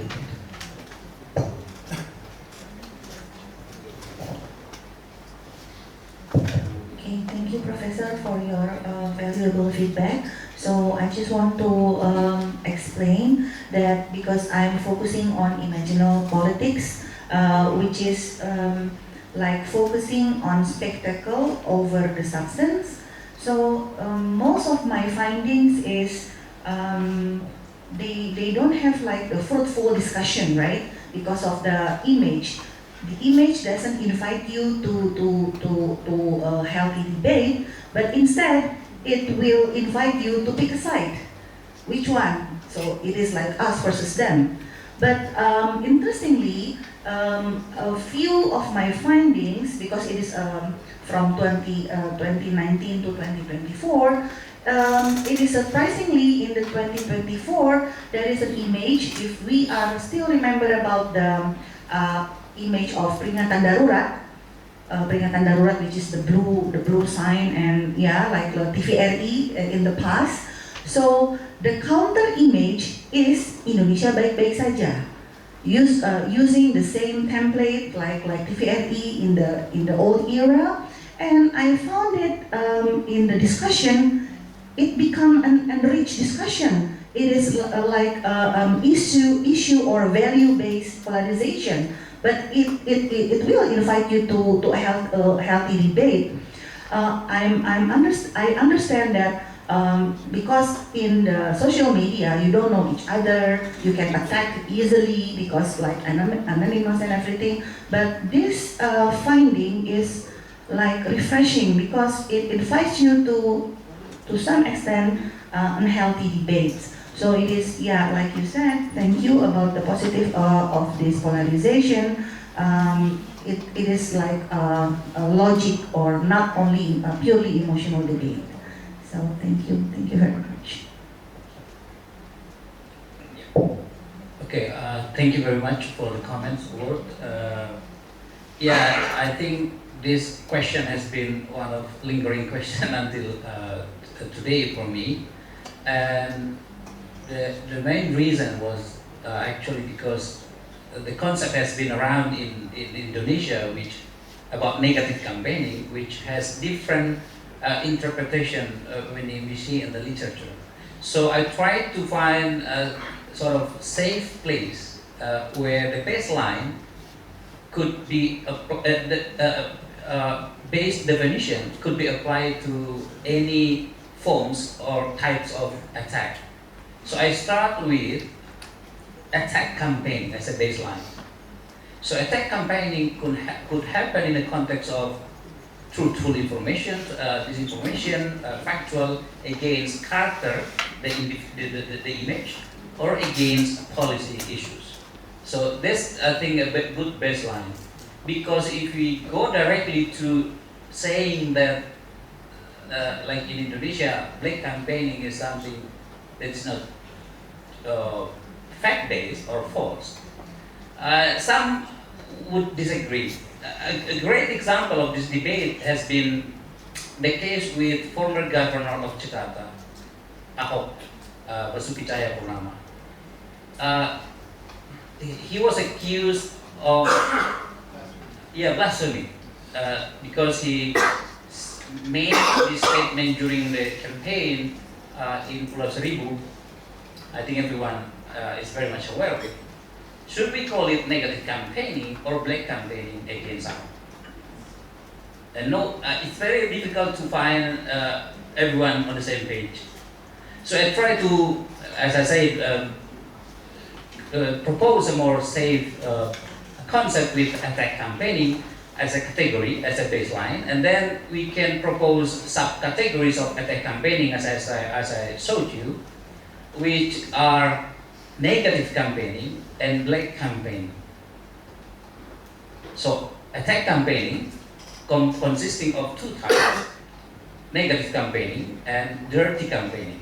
So I think that's a very good suggestion. Can we have, you say, negative campaigning and positive negative campaigning? I think it's we can do that with further analysis by focusing more which one is the most useful in a context of democratic debate. We can name it as positive negative campaigning, something like characterized by policy-based attack. Of course, it should be truthful because that's negative campaigning. Or from the interest, from the perspective of voters, in the literature they say about useful negative campaign compared to useless or unuseful negative campaign. So the second category or subcategory you said before, negative campaigning, it is truthful, but it mainly focusing on the image of the candidate. So like, you are not, I don't know how to say it. You are not husband enough or something like that. You don't show your love with your families. Your family is blah blah blah. How will you can lead this country if you're, something like that. You cannot manage the harmony of your family. So should we call it black campaign or negative campaign? It is true. So in that category, you may say it as negative campaign. But at this point, there's a track where positive campaigning, where the candidate saying a lot of things, positive things about him, but on other occasion, positive campaign could also contain, false information. So like I said, I did something blah blah blah, which actually didn't happen. When I try to praise myself before my voters, but it's false. So that's why I think safest place to start with, it's by naming the strategy as attack campaign. So yeah, we can discuss more after. I think that's my answer. Thank you.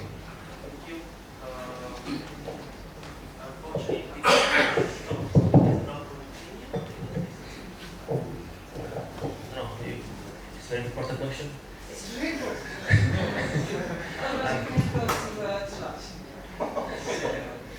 No, I just want to emphasize, and I think that everyone agrees, I'm not going to add a question to that, TikTok is not robot, right? And regardless of how powerful any algorithm, in the end it's still the user. And TikTok also produced a huge support base, which transformed from a fan base kind of community towards a political movement, actually, which is now going to support his bid to start a new political party. And I had some questions about that actually for you, but let's save them for the break. I just want to really emphasize it. Now this is the lunch. We just be continue there. Thank you for all the speakers, and see you in maybe 1 hour. Okay.